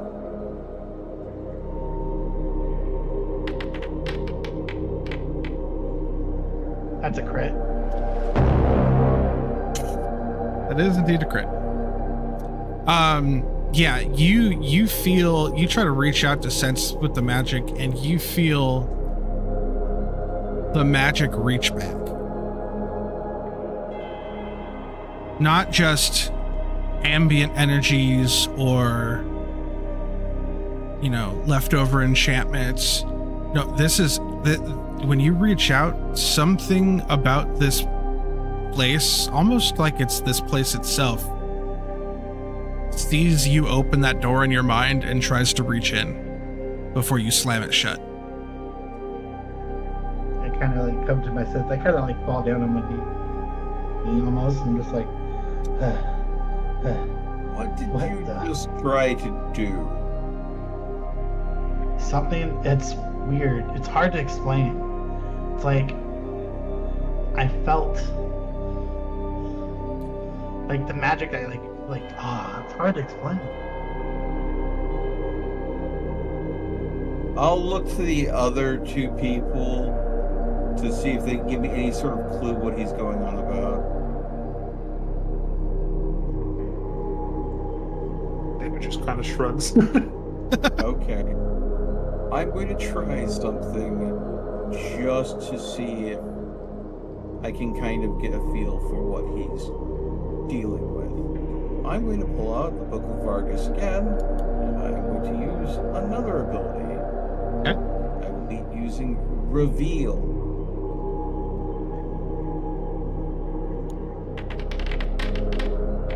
Rather than opening myself up completely, I am trying to use a spell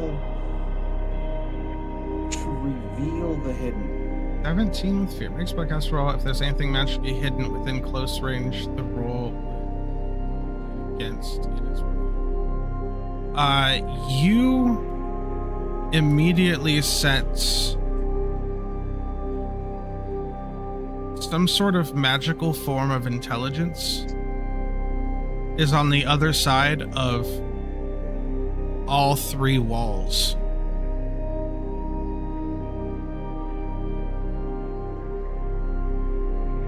So there is a magical intelligence behind that wall, and that wall. They're all different, I think, though. They stared right into me, or at least the one in this wall did, before I shot back. At this point, I'm also going to spend a fear, and the door to the south disappears.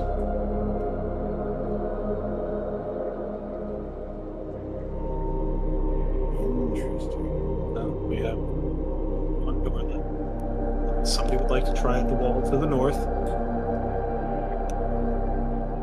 Might as well head over to the other door. Let's go as a group. No. If Saya actually wrote out and I read that, that would be interesting.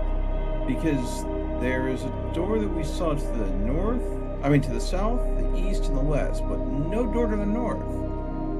And we do feel a magical intelligence behind each door. So the one direction that doesn't have a door, and we don't sense any strange magical intelligence from, say, I like that idea. Let's check out the northern wall.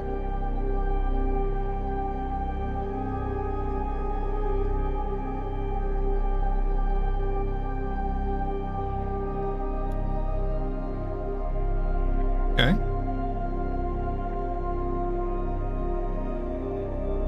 You walk up to the northern wall. As we move over to the door, just kind of like speaking to Belle, just like, so did you feel anything ominous from the door whenever you were snapped out of that?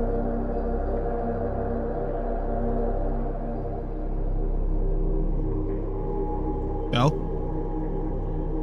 Dusky, are you there? Sorry, doing security cams real quick. Oh. Is Wendy trying to break in? No, not this time, thankfully. That's I good. just got the alert go off. Crafty raccoon. Hopefully. Anywho, Say I just asked you a question. repeat it, please. Sorry. Whenever you got snapped out of being pulled towards that door, did you feel something ominous from it? At first, it felt like it was welcoming, beckoning. Like the answer to everything was just behind that door. And then when he snapped me out of it, it just kind of felt cold and greasy. Like something was groping the inside of my skull.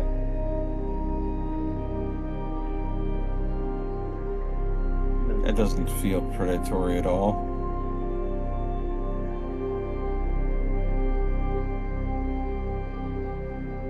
Oh, seeks north wall idea. Well, while there is no visible door here, I will check the wall where, if this is every cardinal direction, I will check the wall where there would be a door. Okay. You walk up and you're looking around, and it does appear to be a wall. Identical to the others upon visible inspection. I say we all go together to that left door. Wall here is made out of wall. Give me a second. One quick second, just to be sure. Okay. I feel like Belle just charged headfirst into the wall. Ramming speed. Now that I'm much closer, let's see if there is a door here that's being magically hidden. Question, Belle, do you knock on the wall? Or are you just saying Yes. that? Okay. No. Just I do that sometimes to avoid talking over everyone. Okay. The combination of Bell knocking on the north wall and Seek using his reveal spell. Seek, you notice that on the other side of this wall, you sense the same intelligence, but it seems farther away. And Bell, you knock on the wall, and almost like a stone cap on top of a grain silo, it sounds hollow on the other side, empty.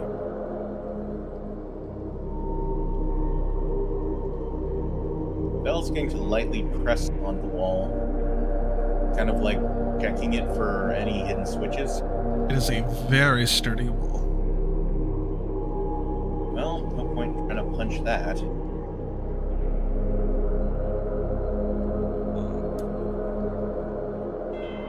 I do sense that there is a intelligence, but it is much farther away than the intelligence behind the doors. And I think we might have to try Gnastica's approach. There is only one door left we can see in the room. We just have to be prepared for whatever intelligence is behind it.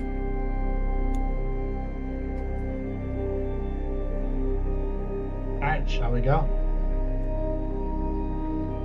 I'm assuming using spells like this, would that generate hope or fear? Yes. Of course it does. So I would have Okay. I had to ask, considering you didn't get yourself a fear the last time you went ahead. Thank you. And it succeeded with fear. Yeah, yes it did. You should notice. I immediately spent it. Okay. Oh, you immediately spent it. Great. It's lovely. And switch the doors, and you switch it, use it to make that door disappear on itself.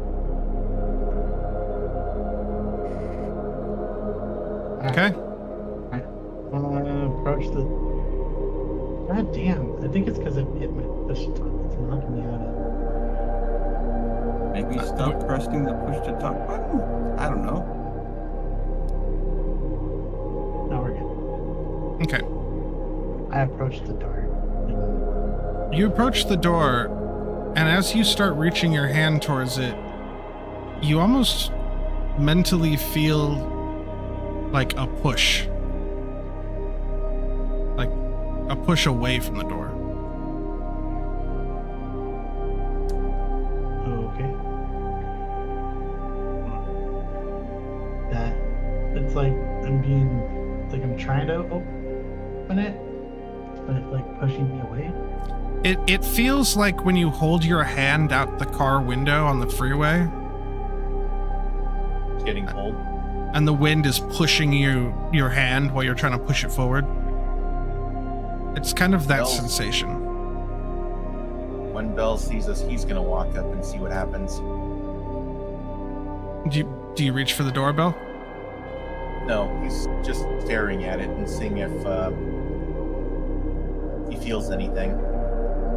You feel a draw to walk through the door. I'm feeling that same greasy feeling again. I'm just going to test it and reach for the door and ask it to prepare to pull me away if need be. I will try my best to move you quick. And Bell will reach for the door. You reach for the door. You put your hand on the doorknob. You open the door.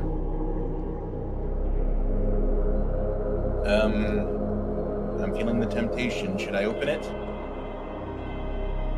Your call. Yes. I think that Bell's gonna open the door. You open the door.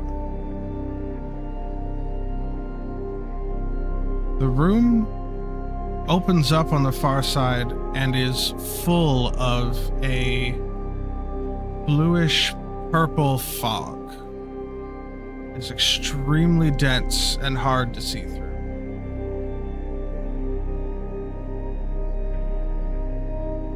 And Not what I was expecting, if I'm being honest. He's saying this aloud to everyone else. What were you expecting? I don't know, countless nameless horrors ready to pull me in on coarse tentacles. Coarse slimy tentacles. You spent too much time wandering the Umbra, I think. I tell you My what, fault. I listened say to we reading let those poems. Bell go in first, and then if anything draws him, we follow Bell. Bell ties a rope around his waist and hands it to everyone. okay. Yeah, you tie this lifeline to yourself and hand it to your troop. And once everything is secure, he'll step on in. Okay.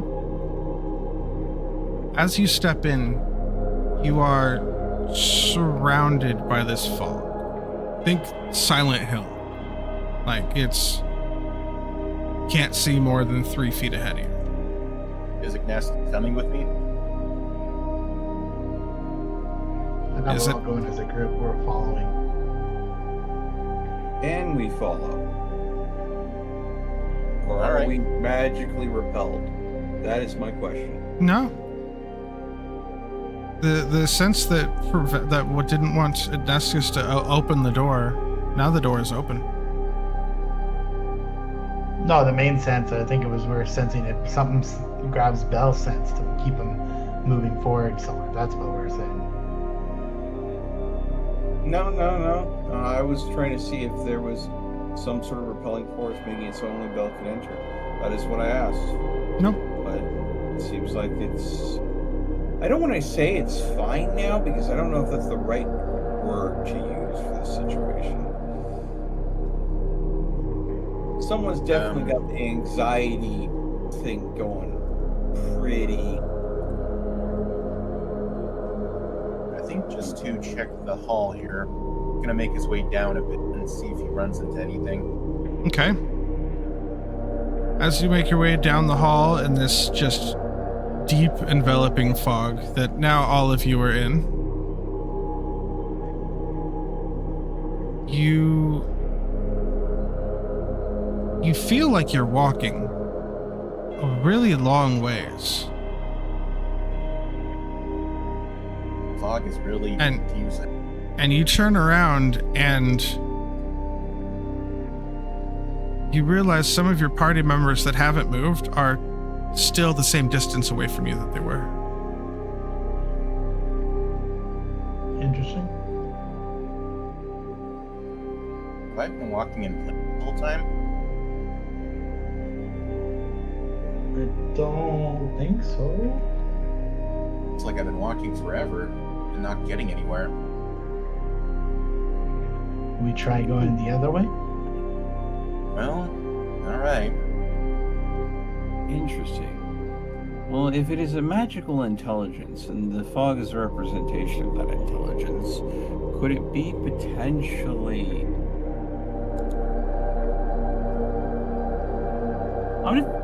As we're traveling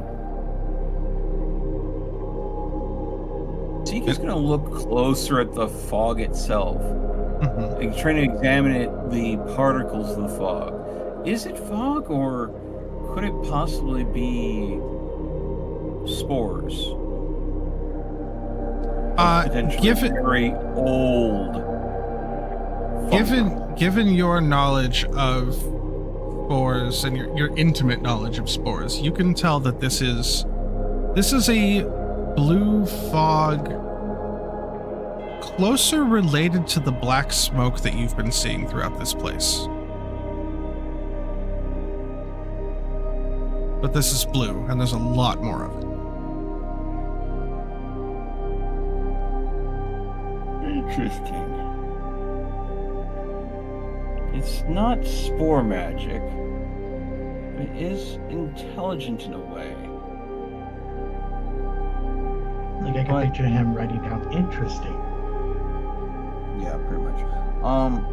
Considering we sacrificed experiences to get down this area, first we sacrificed a falsehood, then we sacrificed a true experience.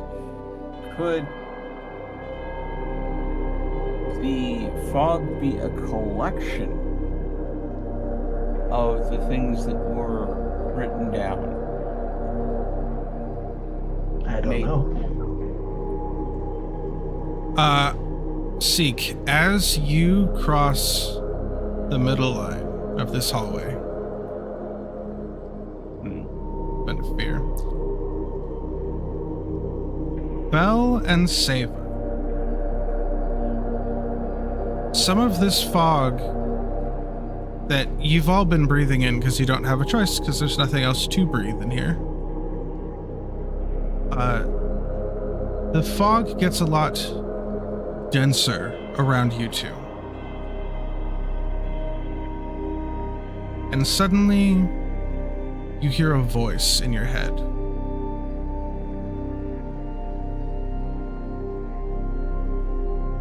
You are offered a choice.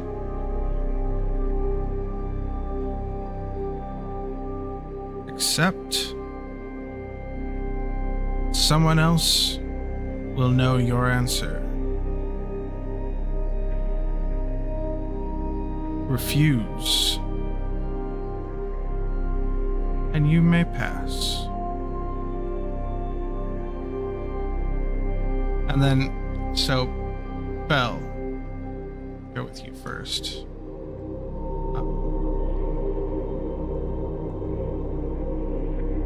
Bell, you suddenly have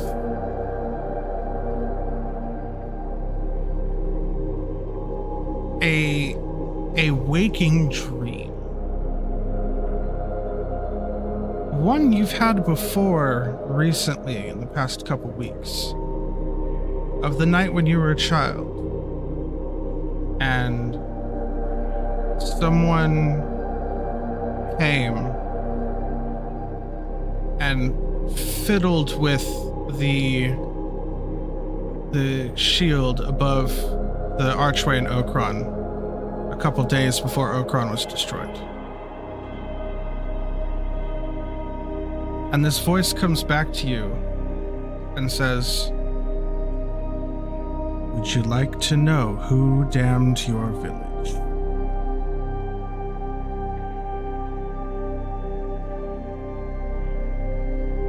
At the same time, Sava,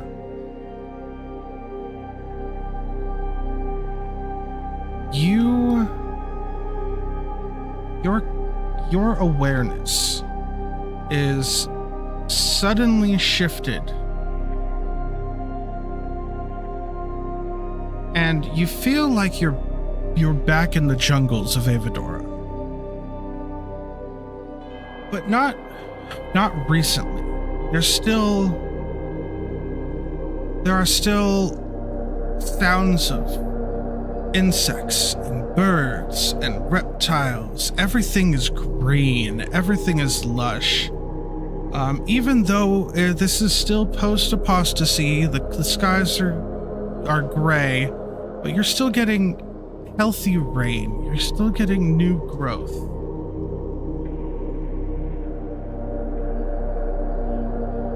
And then the voice comes into your head.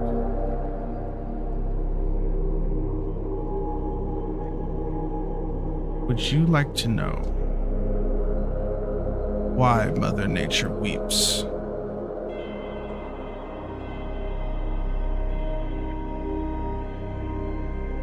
And both of you here again have a choice. You can get your answer, but someone else will also get your answer.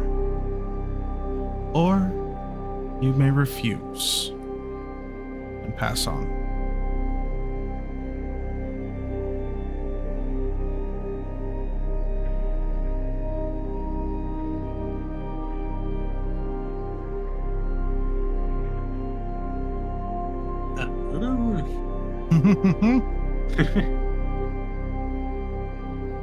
Yeah, Seva internally is having this debate. It's obviously, as you said, this is only in our head, or only in Seva's head. Yes, Anasticus and Seek, both of you're kind of like wandering in the fog, suddenly by yourself, though you can tell your friends are still nearby, but you're just kind of lost in the fog, and you're not hearing anything. You're not really seeing anything but fog. It's more than likely you feel like you just kind of got separated and you're wandering around trying to find each other again while this is happening. Good thing we're all tied together with that rope. The rope has gone slack. Yeah, the rope is still tied to you and guiding you directly into the fog, but the more you follow the rope, it just stays tight without you getting to anybody. Interesting. I think this must have some sort of strange non-Euclidean magic to it. You don't say.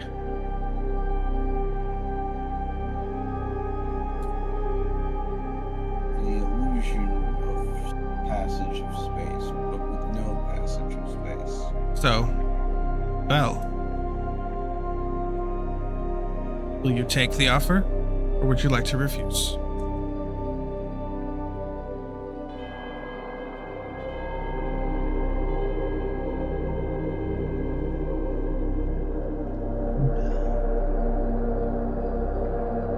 Dusky, are you there? Yes, I'm typing in chat. Okay. It's the thing that's going on in his head. Yeah, give him a moment. This is a big one. Fair enough. Also, I just saw the meme you sent me. That's funny.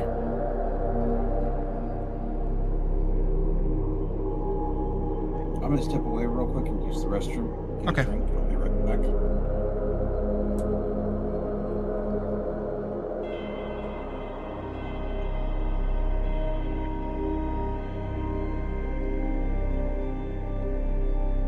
Okay. Belle, you hear the voice kind of sigh almost disappointedly. Very well.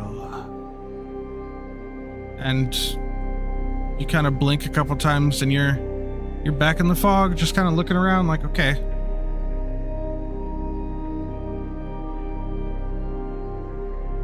Seva. Zeke? Nashkis? Seva? Where is everyone?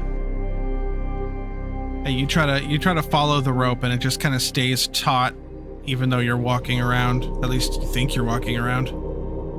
Do I hear Belle saying that? Or do we not hear her? You do, but it sounds like he's very far away. We're over here! Or muffled. I'm like, Belle, I can hear you. Kinda.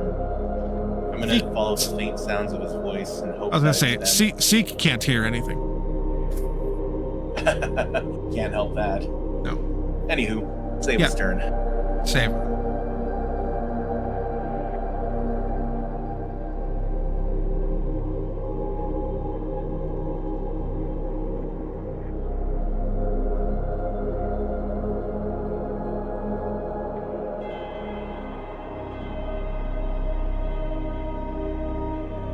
Owl, did I give you a way bigger? There we go. I was like, did I give you a way bigger decision than you thought? Or it only so easy.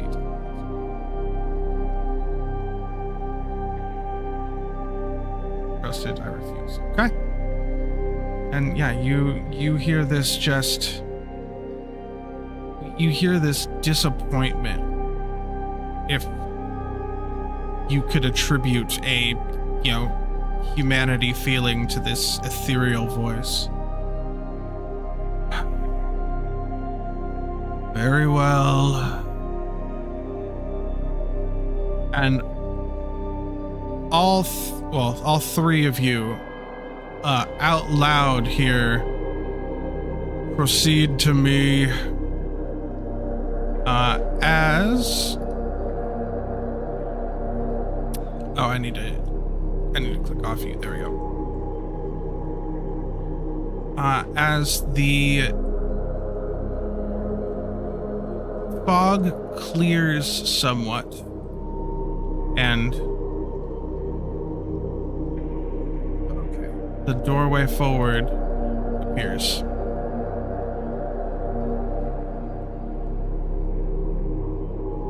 Now, when we look at each other, fog clears. Were we like all right next to each other and be like, "Wait"? You were all as probably 10 feet away from each other with the ropes taut the whole time. That was great. Well, so what happened? Bell, Pat, seek. I don't know. There was a voice in my head. Almost felt like a dream. Tried to tell me of something from my past, but I refused. It's less about knowledge of the past and more about my objective, but That's crazy. that ominous feeling that I've had, I couldn't shake it, so I refused his offer. That's crazy. Like, I didn't feel anything. I see a door, though. Would have answered that question I had, but wouldn't have answered the one I'm more concerned about.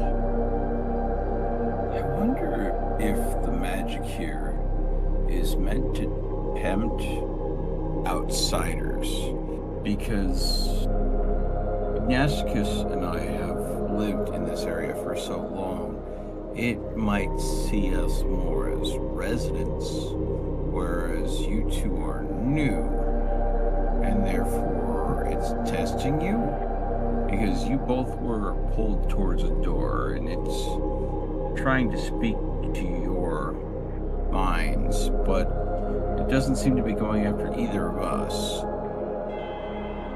Well, I see a Maybe you're door. Should we strange. continue? Yeah, let's see what's behind door number 2. It's more like Door number another. The door number another, yeah. It's right. Oh, over here. Okay.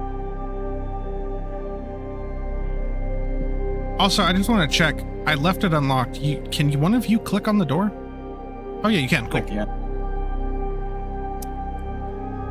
So you open the door and you see a walkway surrounded by chains around the outside of this room that drops down below you. And there's a spiral stair hugging wall with a chandelier hanging in front of you. Well, let's make our way down. I think we understand why that wall seemed hollow, but sturdy. Okay, so Nasticus, Bell. Still tied, by the way. Oh, Yeah, I was gonna say you are still tied together unless you want to undo that. Let's undo our. I actually clicked the token meter and it moved with my mouse. Oh, I was like interfering ability to move. okay. Okay, so Nastius, Bell, Sava, Seeki goes flying into the darkness. What's the miracle I point? jumped to the chandelier. All right.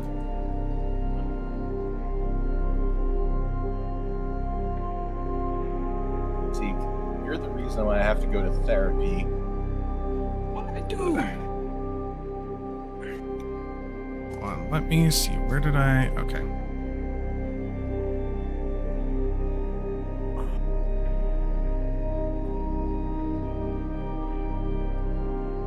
Save. Well, Nasticus.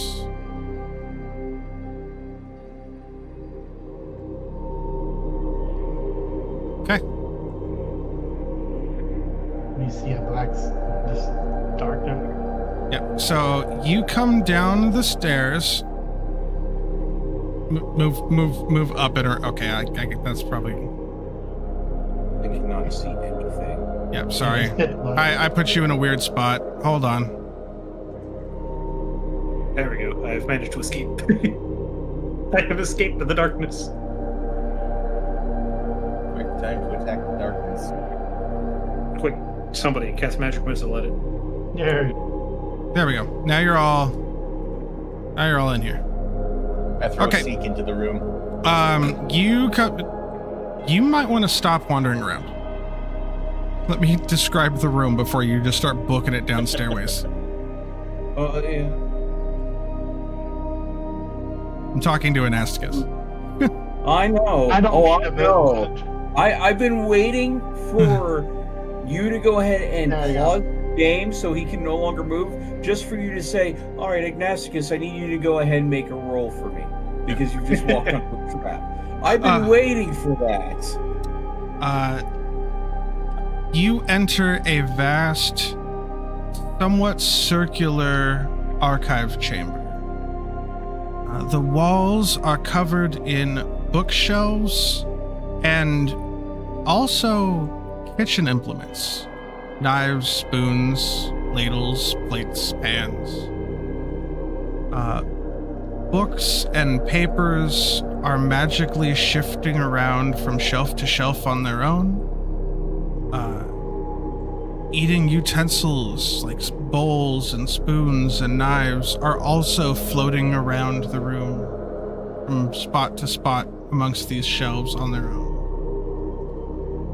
In the center of the room, you see 4 purple fireplaces, giving off the most light of the room. There is a large stone archway in the center of the room. Kind of hard to tell from the angle that you're at. In front of this, there is a table, a small candle, and a writing desk. And next to the table, or sitting at the,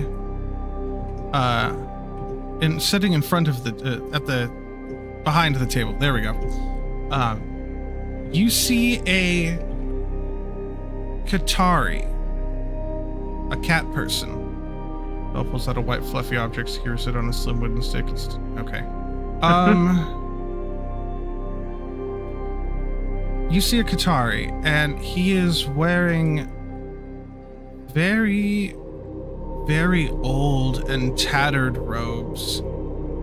His fingertips are stained up to the third knuckle black with ink.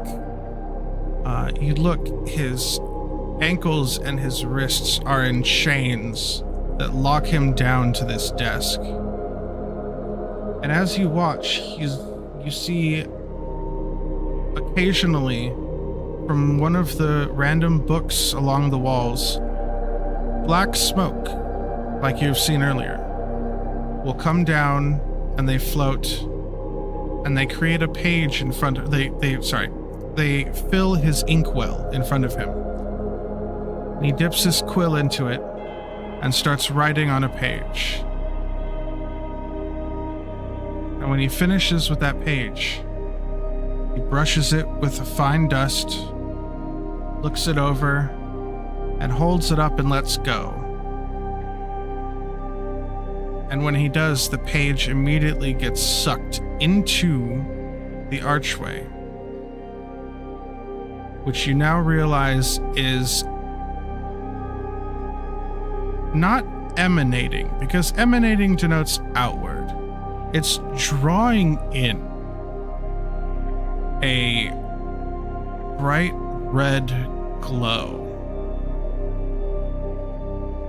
You can't see inside it from here, but you can see the glow moving towards it, even though it's surrounding it. And you hear just the faintest sound of stomach growl.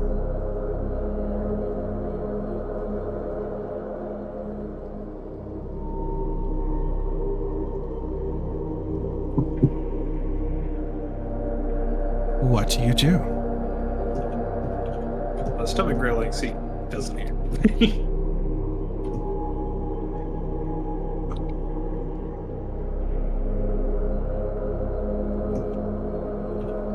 I'm kind of fascinated by the room. I'm looking around. Anyway, There is clearly a hello. person. Are you hungry, good sir? I hungry?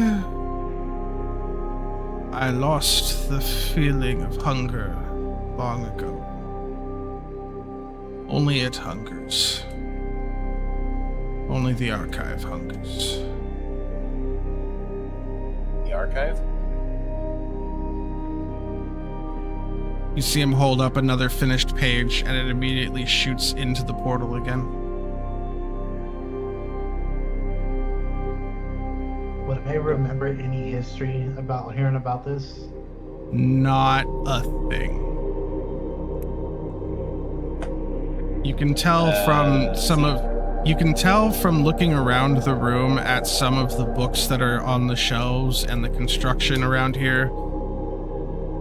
This is older than anything any of you have ever heard of, aside from some of the imagery you saw down in the chasm. Ignatius?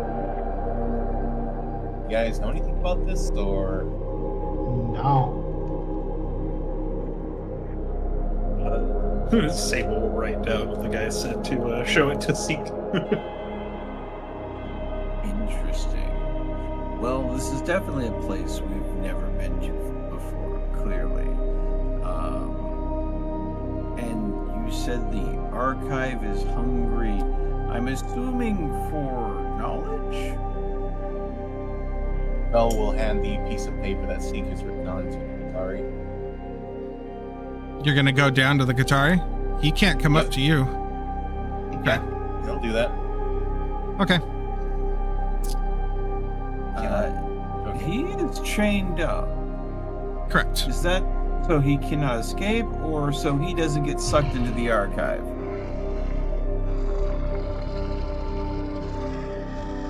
Wow. So, Breathing quite heavy, good sir. that's not him. No, I'm saying that the sound isn't coming from him. I figured out. As you glance over, now having a better look from this angle of the portal, it is a dark red maw, and inside of it are arms, just hundreds of arms reaching out, constantly grasping at almost nothing, except for when a page flies in and they grasp at it. And you realize the palms of all of their hands have a big salivating mouth in each hand.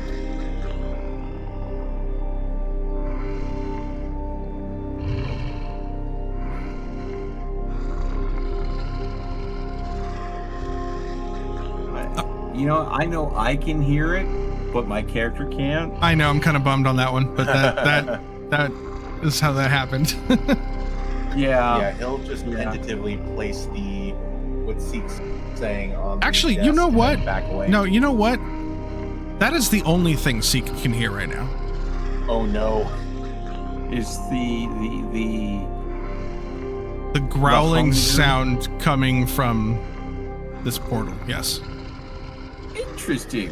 If it was taken by, if his hearing was taken by this archive, then yeah, that would make sense. Yep. I thought his punishment would be funny if, like, every time someone talked, what he heard was that scream.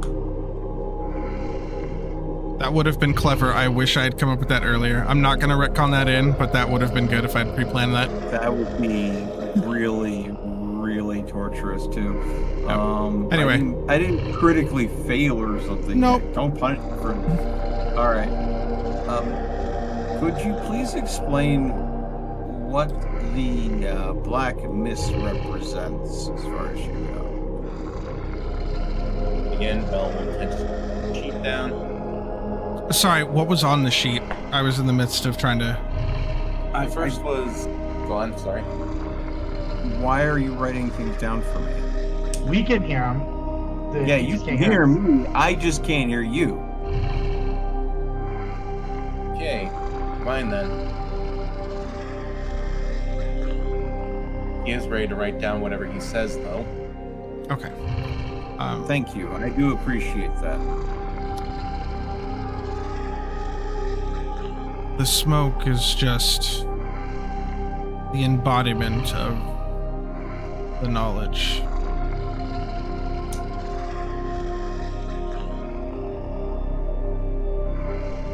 I once craved knowledge, but I became too hungry. I read too much. And now I serve the archive.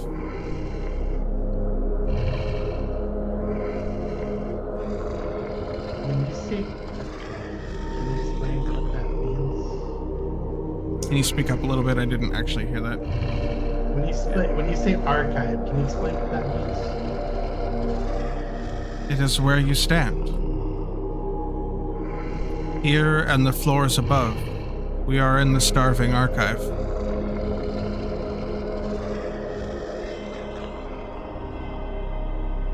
I like mutter to myself and I'm just like, how long has this been underneath Heathen Keep? This is like As longer than we've been at the Aether Keep, I would imagine.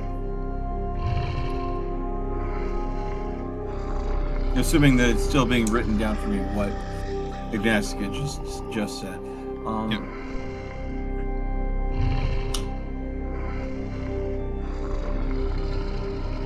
how long have you been serving this, I guess, punishment?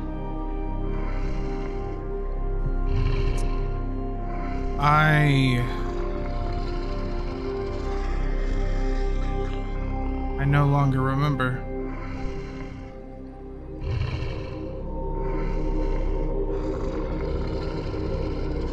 I know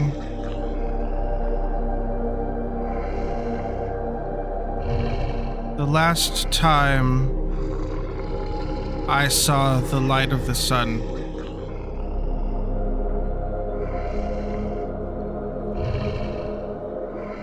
it was the birth of the God King's firstborn son, Othodias.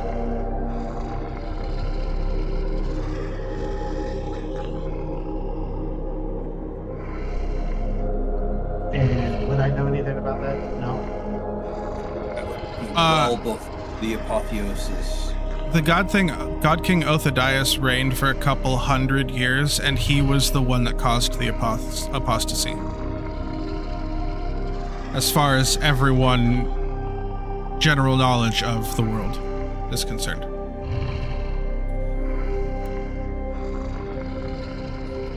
How much time passed from the birth of the God King's son and the event of the apotheosis? Probably about 300 years. So this guy's been down here since About 400 years. 400 years before the apotheosis. So, Long time. wow. Very long time. half a millennium.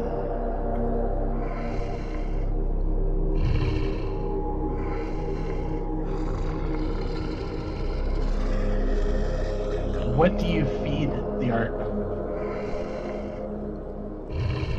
That is knowledge. It eats truths. It eats lies. It eats everything.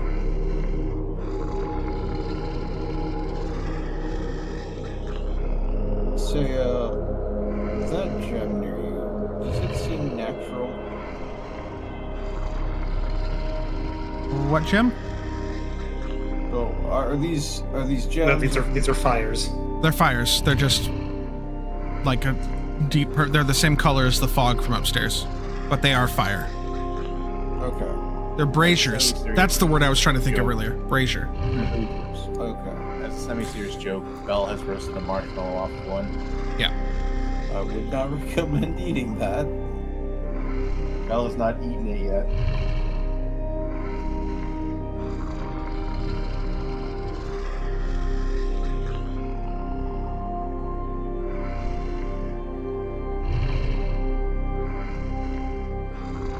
How far out do these hands reach from The closest ones are grasping at the inside of the archway.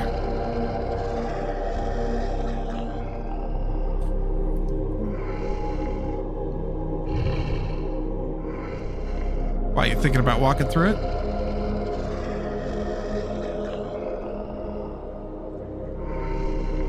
It is where all the truths and lies of the world are going, but that also strikes me as a way to end up very dead.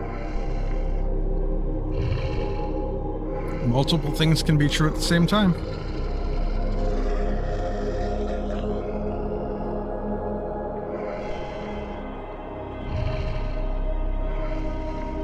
The whole time that you're all sitting here, kind of like quietly discussing amongst yourselves, he never stops writing new pages, putting it in. Black smoke either coming from above, coming from different directions, filling his inkwell, using the ink to write pages. The work is never done, it seems. Is it one of those that's truth and lie in the world? It will constantly keep going. These black smoke, is this the lies and truths of people in the outer world from here? You're asking the scribe? Yes. It's been so long, I don't even know where they come from. I know this desk. I know this work.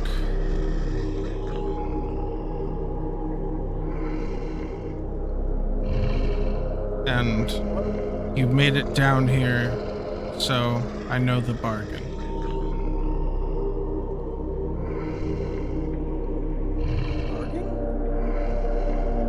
Bargain? You refer to the one that was, you guys were offered in the mist?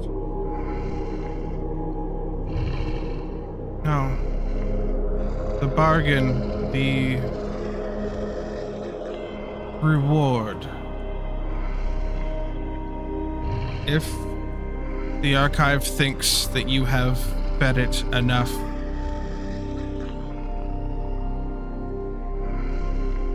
then you may ask one question. Now you can either each ask one question and receive a direct answer, or you may all together ask one question and receive a detailed answer. But that's only if the archive thinks you fed it enough.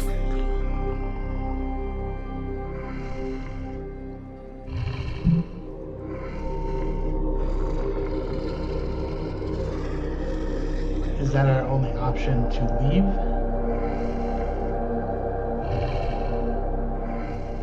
I'm not stopping you. I look at everyone else. What do you think? I think you should be very careful about what questions you're openly going to ask from henceforward. Because if that was your one question, you would have just burned it. You hear the scribe kind of chuckle a little at that.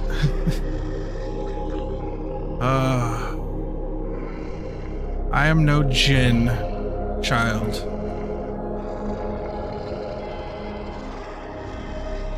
We will weigh your truths and your lies against the archive. The archive will give you an answer.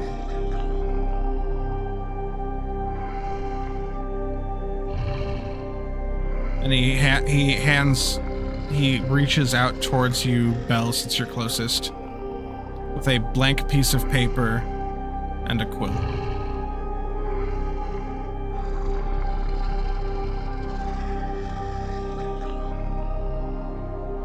I look at the group. So what do we want to do? I kind of wave Seek to get over by us.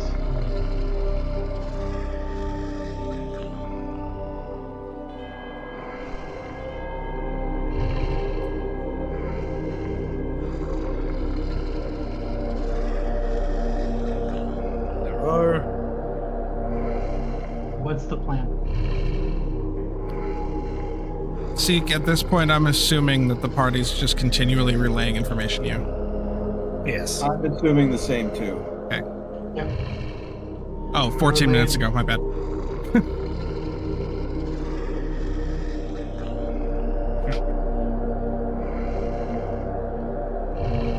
we want to do it as a group, or do we want to do it individually? Or do we think we fed it enough?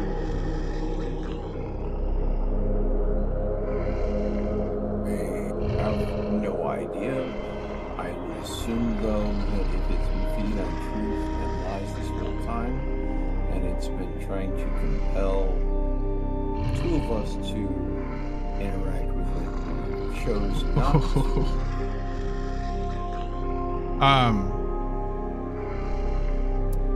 The scribe takes the paper and looks over what's been written. Someone write something? Oh.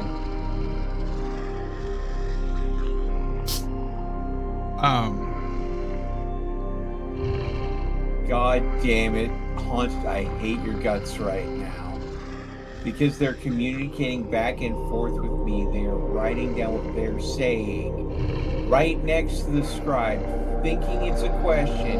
And Anasticus, I warned you, don't ask. He's not a djinn.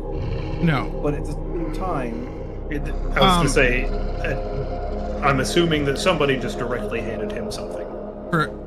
For the sake of fairness, Seva, Anasticus, and Seek, roll me a instinct reaction roll.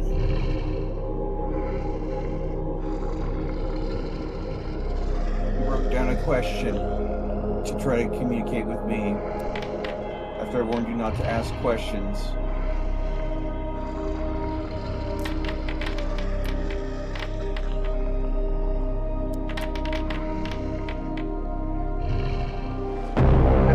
There we go. Anasticus, while you three are discussing it, you realize that Belle just handed the paper back to the scribe. Blank. Belle, what'd you do? Not sure what you're talking about, Ignasticus. So, the scribe looks over the paper and he holds it up and it flies into the portal.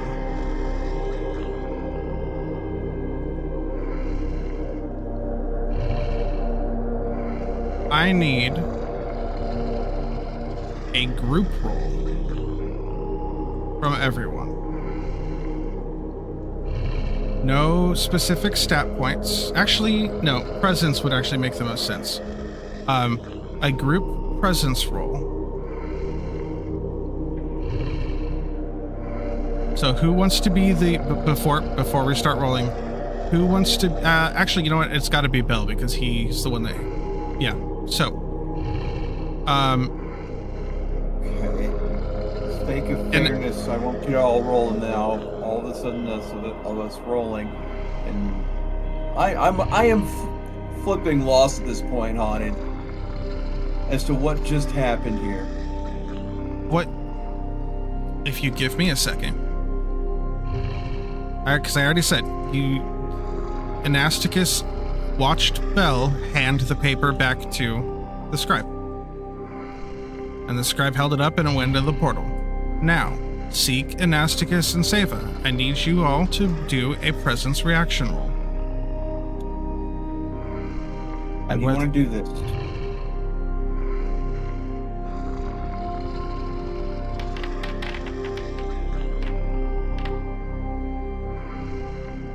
It's a reaction roll, right? It's just a reaction roll. So that's one success. That's one fail. Okay, well, before that fail is on the table, I would like to do something. Don't we choose one? That's why it's a group. I'll wait for that answer to go ahead and go through before I go and do what I was going to do in reaction to that fail. It makes more sense for Bell to be the head of the roll because he's the one that handed it over. If you want to...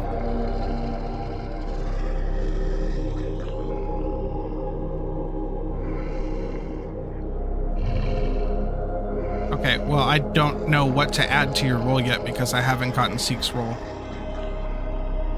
Okay, so the thing is, I have an ability that interacts with rolls. Does it interact with reaction rolls? Or is it just action rolls?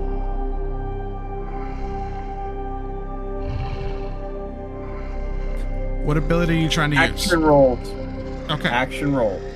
So that would not apply right now, unfortunately. Okay then.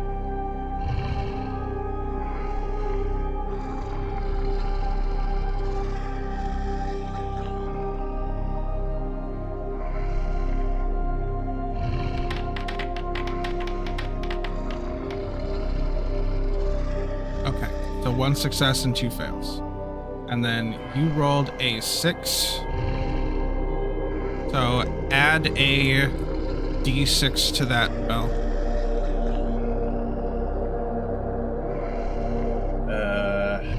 Just roll a d6.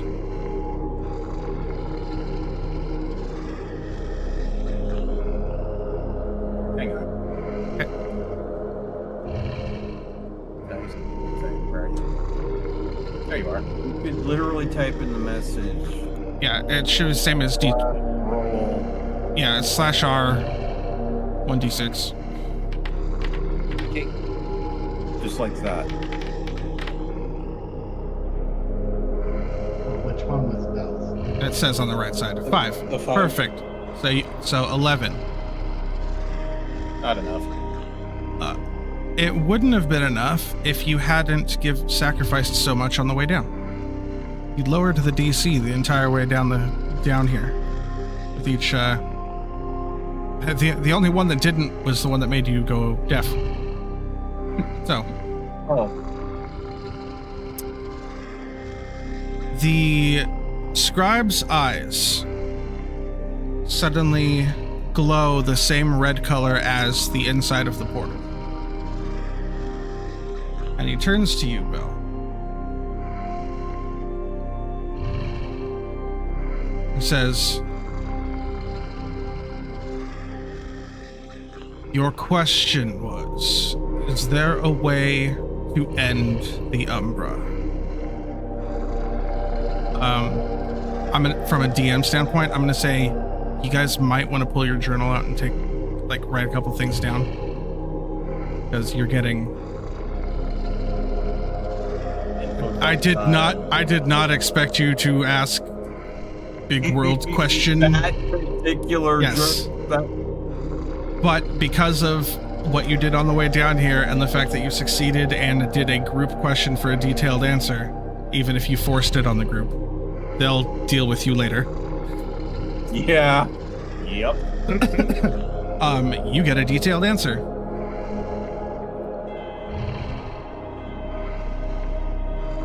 What you know as the Umbra, we call the Umbral King.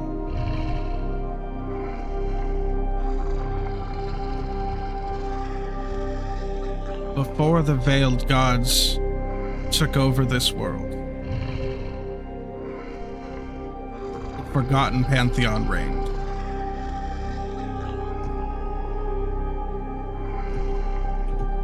Then these Veiled Gods came from whatever realm they were from and cast them deep down, locked them away.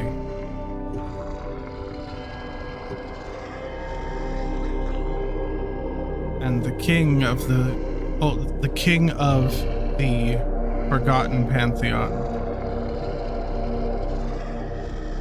seethed and fought back, and then waited. As the apostasy happened, and the Veiled Gods in their temper tantrum abandoned this world, it has left time and capability for the Forgotten Pantheon to start forcing cracks into their cages. The Umbra is not just some evil force running around. It is the disembodied essence of their king.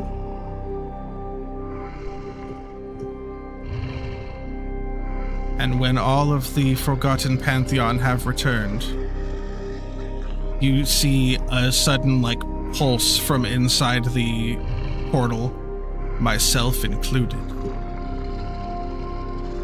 Our Umbral King will reign again.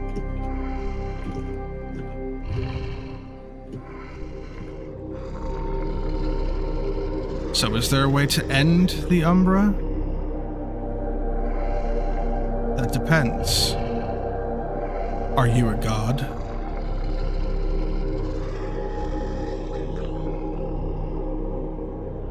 And then his eyes just kind of black over and he slumps down.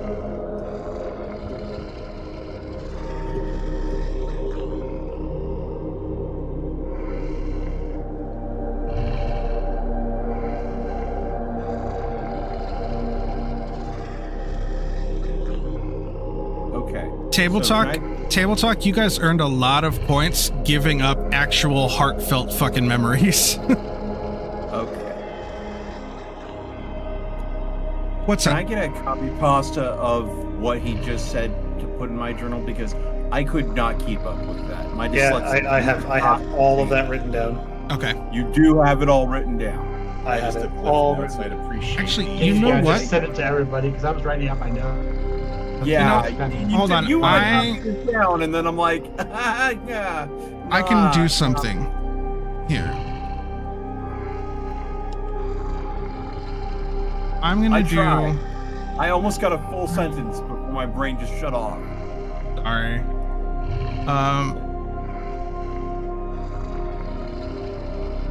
There. Now there's one that says party notes that all of you are listed as owner of. So party notes can be edited and written in by all and seen by everyone. Okay. Delayed, if you don't mind. Okay. And that way, if you guys want to write down, if you get plot hooks and stuff that you're like, hey, we all heard this and we should keep this in mind, you can write it in there instead of your own personal journal if you want, stuff like that. There you go. God's Foundry is awesome.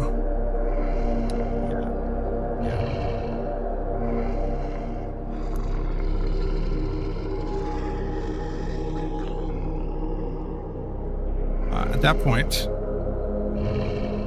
I'm going to spend a fear. And the portal starts shaking. and vibrating. Time to go.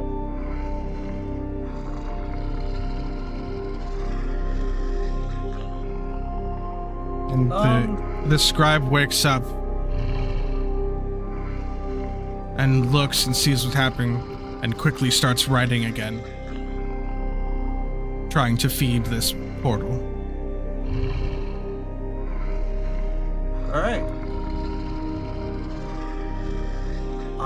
I have a really stupid idea. Okay.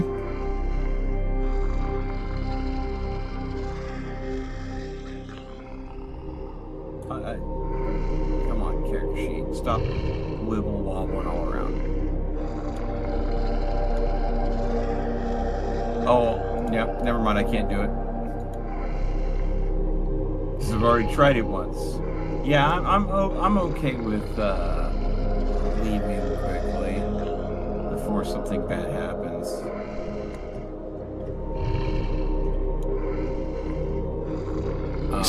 You start making your way out. Yeah. I don't want to go ahead and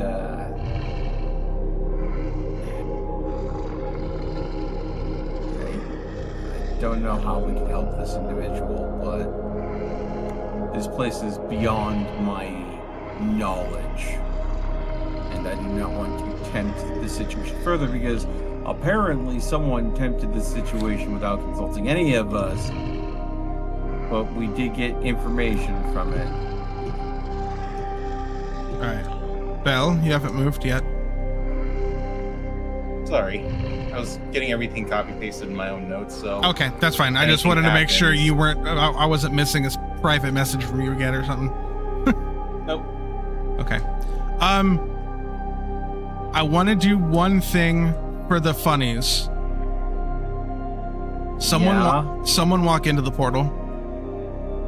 Oh, God. What happens when you walk into the portal? You wanted this, didn't you? Let's move. Okay. I just wanted to see if I programmed that to work properly. Oh, it's all of us. Yeah. Interesting. All right, everyone go ahead and put your health back, just manually. So if one person goes in, we all die. Okay. On your character, there you go. There you go. Okay. So you all start quickly. I like that I could program that. Mel, Yeah, I had the feeling that you might get bored and wander, so I did that on purpose. If you're like, oh, I wander into the portal. Well, So the person that has been wandering the least, because I warned you that I would do that. I did that in a goofy campaign, but I said I'd be taking this game more seriously. Just wanted to be sure. Okay. If you wandered into the very clearly described death portal. All right. Yeah, especially after you said that, oh, are you going to go ahead and wander into the portal? I heard the tone of, are you sure you want to do that? Right. In your voice, you know, I picked up enough. You all make your way up through the multiple levels, unless there was any reason you wanted to stop in one of the previous ones.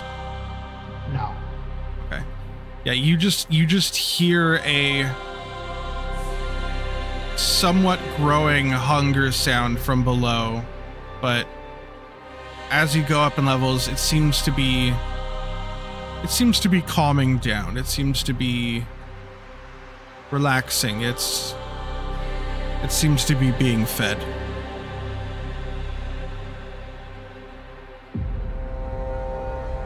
Are you fixing something over there, Belle?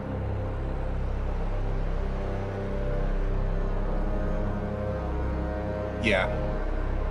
You still hadn't fixed your character sheet yet? Oh, okay. There it is. My page glitched out because my browser is acting up and Oh, okay.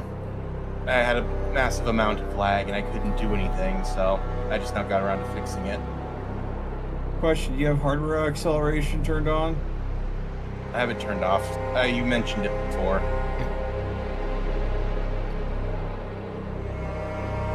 As you get back, listened.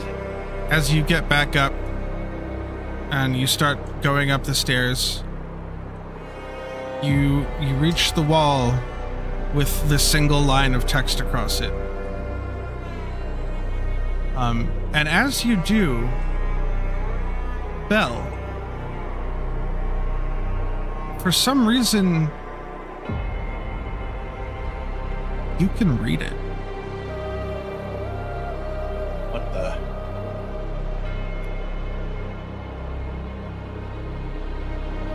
You can tell it's still the old script, but you can tell what it says. And as you walk up to it and you look at it for a second, you realize it asks, "Have you been fed?" Bell is going to respond to himself kind of aloud. More than you'll ever know. The door kind of melts away and reveals the library from before.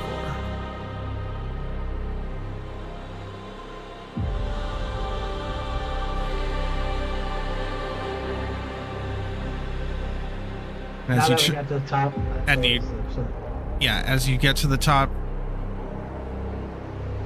the wall closes behind you, and the old graffiti inscription is still just carved into the wall, as it has been your entire lives.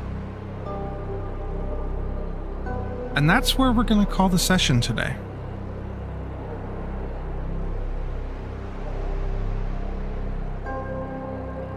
I'm going to go ahead and say this. Dusky, Yes. holy fucking move, mate. I respect it. I even appreciate the knowledge that you gain for the party by asking that question. But before we end the session, I Holy just fucking move. I'm gonna say before the session fully ends, and Nasticus is gonna look up Bell and beat it. Yeah, there's definitely going to be a conversation, and seek it. There's a bit of Seek that is frustrated with Bell, but at the same time, there's another part of Seek's like, you know what? I might have done the same thing if I got that notion. I can respect that because Seek is always, thirsty for knowledge, especially about, he would have asked, maybe is there a way we could restore the light? But I mean, finding a way for the Umbra to end is also a pressing concern. Seva has no conflictions about it. he is a-okay with what has been, or what answer has been received. Well, Yeah. we don't know the Baal. We just realized now what we kind of learned: the Baal gods, they're dicks. It doesn't sound like this forgotten pantheon is any better, but True. You also did just learn that one of the Forgotten Pantheon is obsessed with hunger. Yep. Yep. And we just talked with it. Took something from it. So, I want to keep you guys here for a second after I end the stream. But as far as stream goes, thank you all for coming out tonight.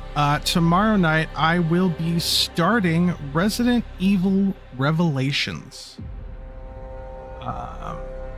which is one of the side games that I haven't played yet in the series, and I think it's going to be pretty interesting. It says it's going to take 10 hours, so that'll probably be 2 or 3 Wednesdays, Thursdays, I'm assuming. Friday is still going to be more of the New Game Plus for Resident Evil Requiem. I might just try to, even with playing some of it off stream, I'll probably use some stream time to just like play around with that and do end game stuff, insanity runs, things like that. And then Saturday and Sunday, I haven't decided quite yet what's happening. But Is it the same as Assassin's Creed Rebels? thank you all for coming out. Make sure you come tune in next Wednesday for session 11, where everyone here will be one level higher than they are now. Oh man. And Yeah, if you liked what you saw and you're curious about what's happened before, all of the previous sessions are in a playlist on YouTube. It can be watched at any time. Thank you all for coming out. Thank you for chatting, doing all the things. Thank you for playing with me, my friends. I've been Haunted. You're all heathens. You have a good night. Good night, everybody.